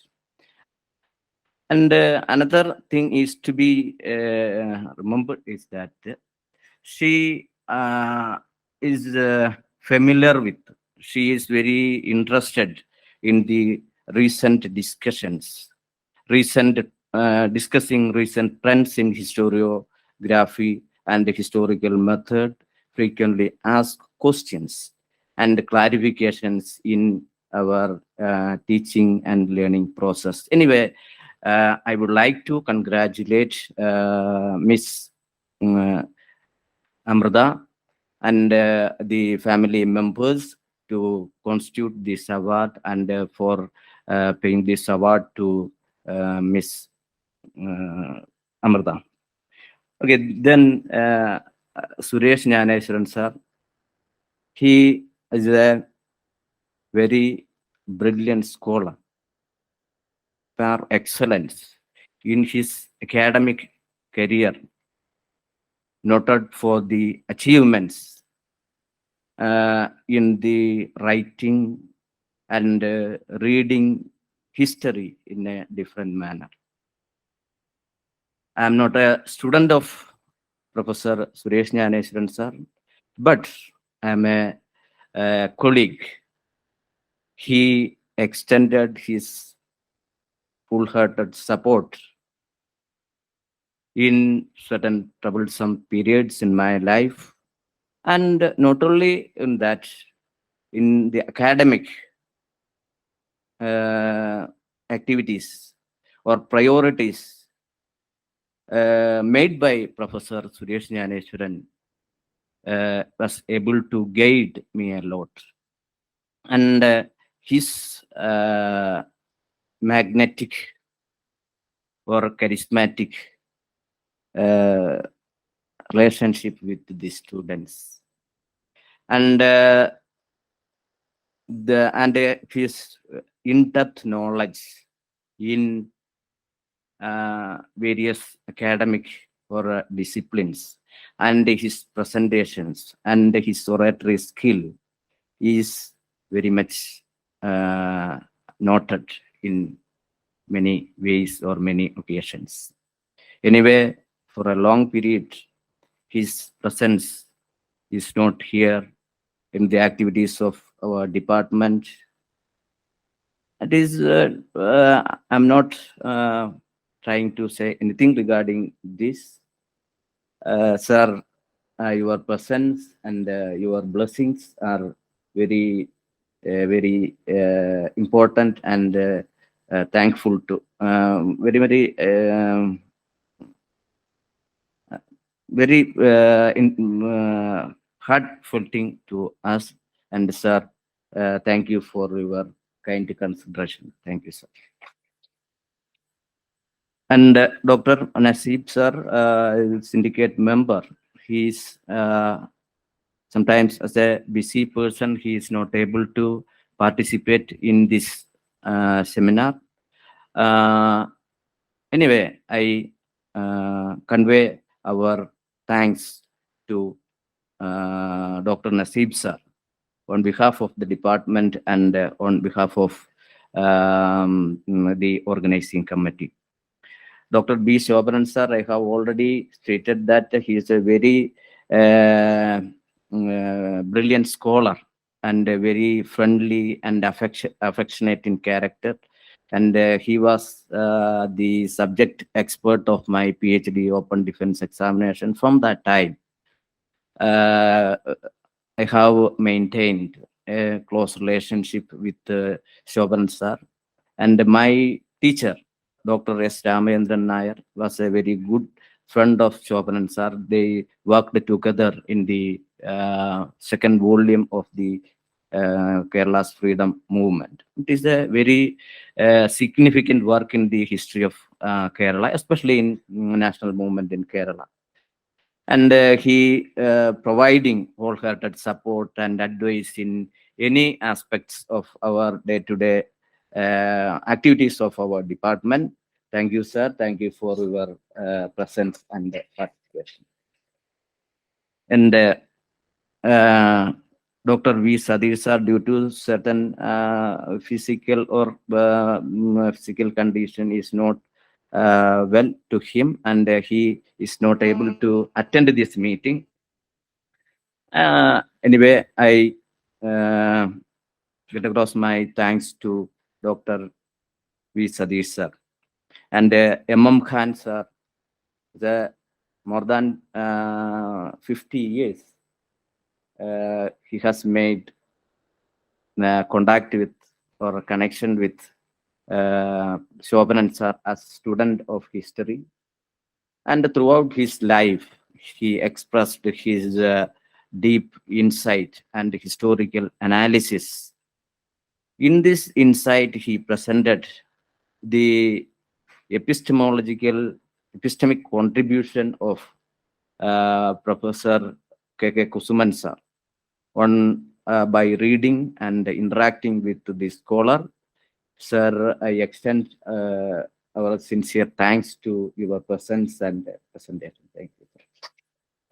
The Dr. S. Venumohan, as we know, he has rightly pointed out his experience with Kusuman sir, and a very affectionate student of Kusuman sir. And his interactions, his close relationship reveals the in-depth relationship of K.K. Kusuman sir with S. Venumohan. He is the part of our department. I also extend thanks to Dr. S. Venumohan as a formal matter in this regard.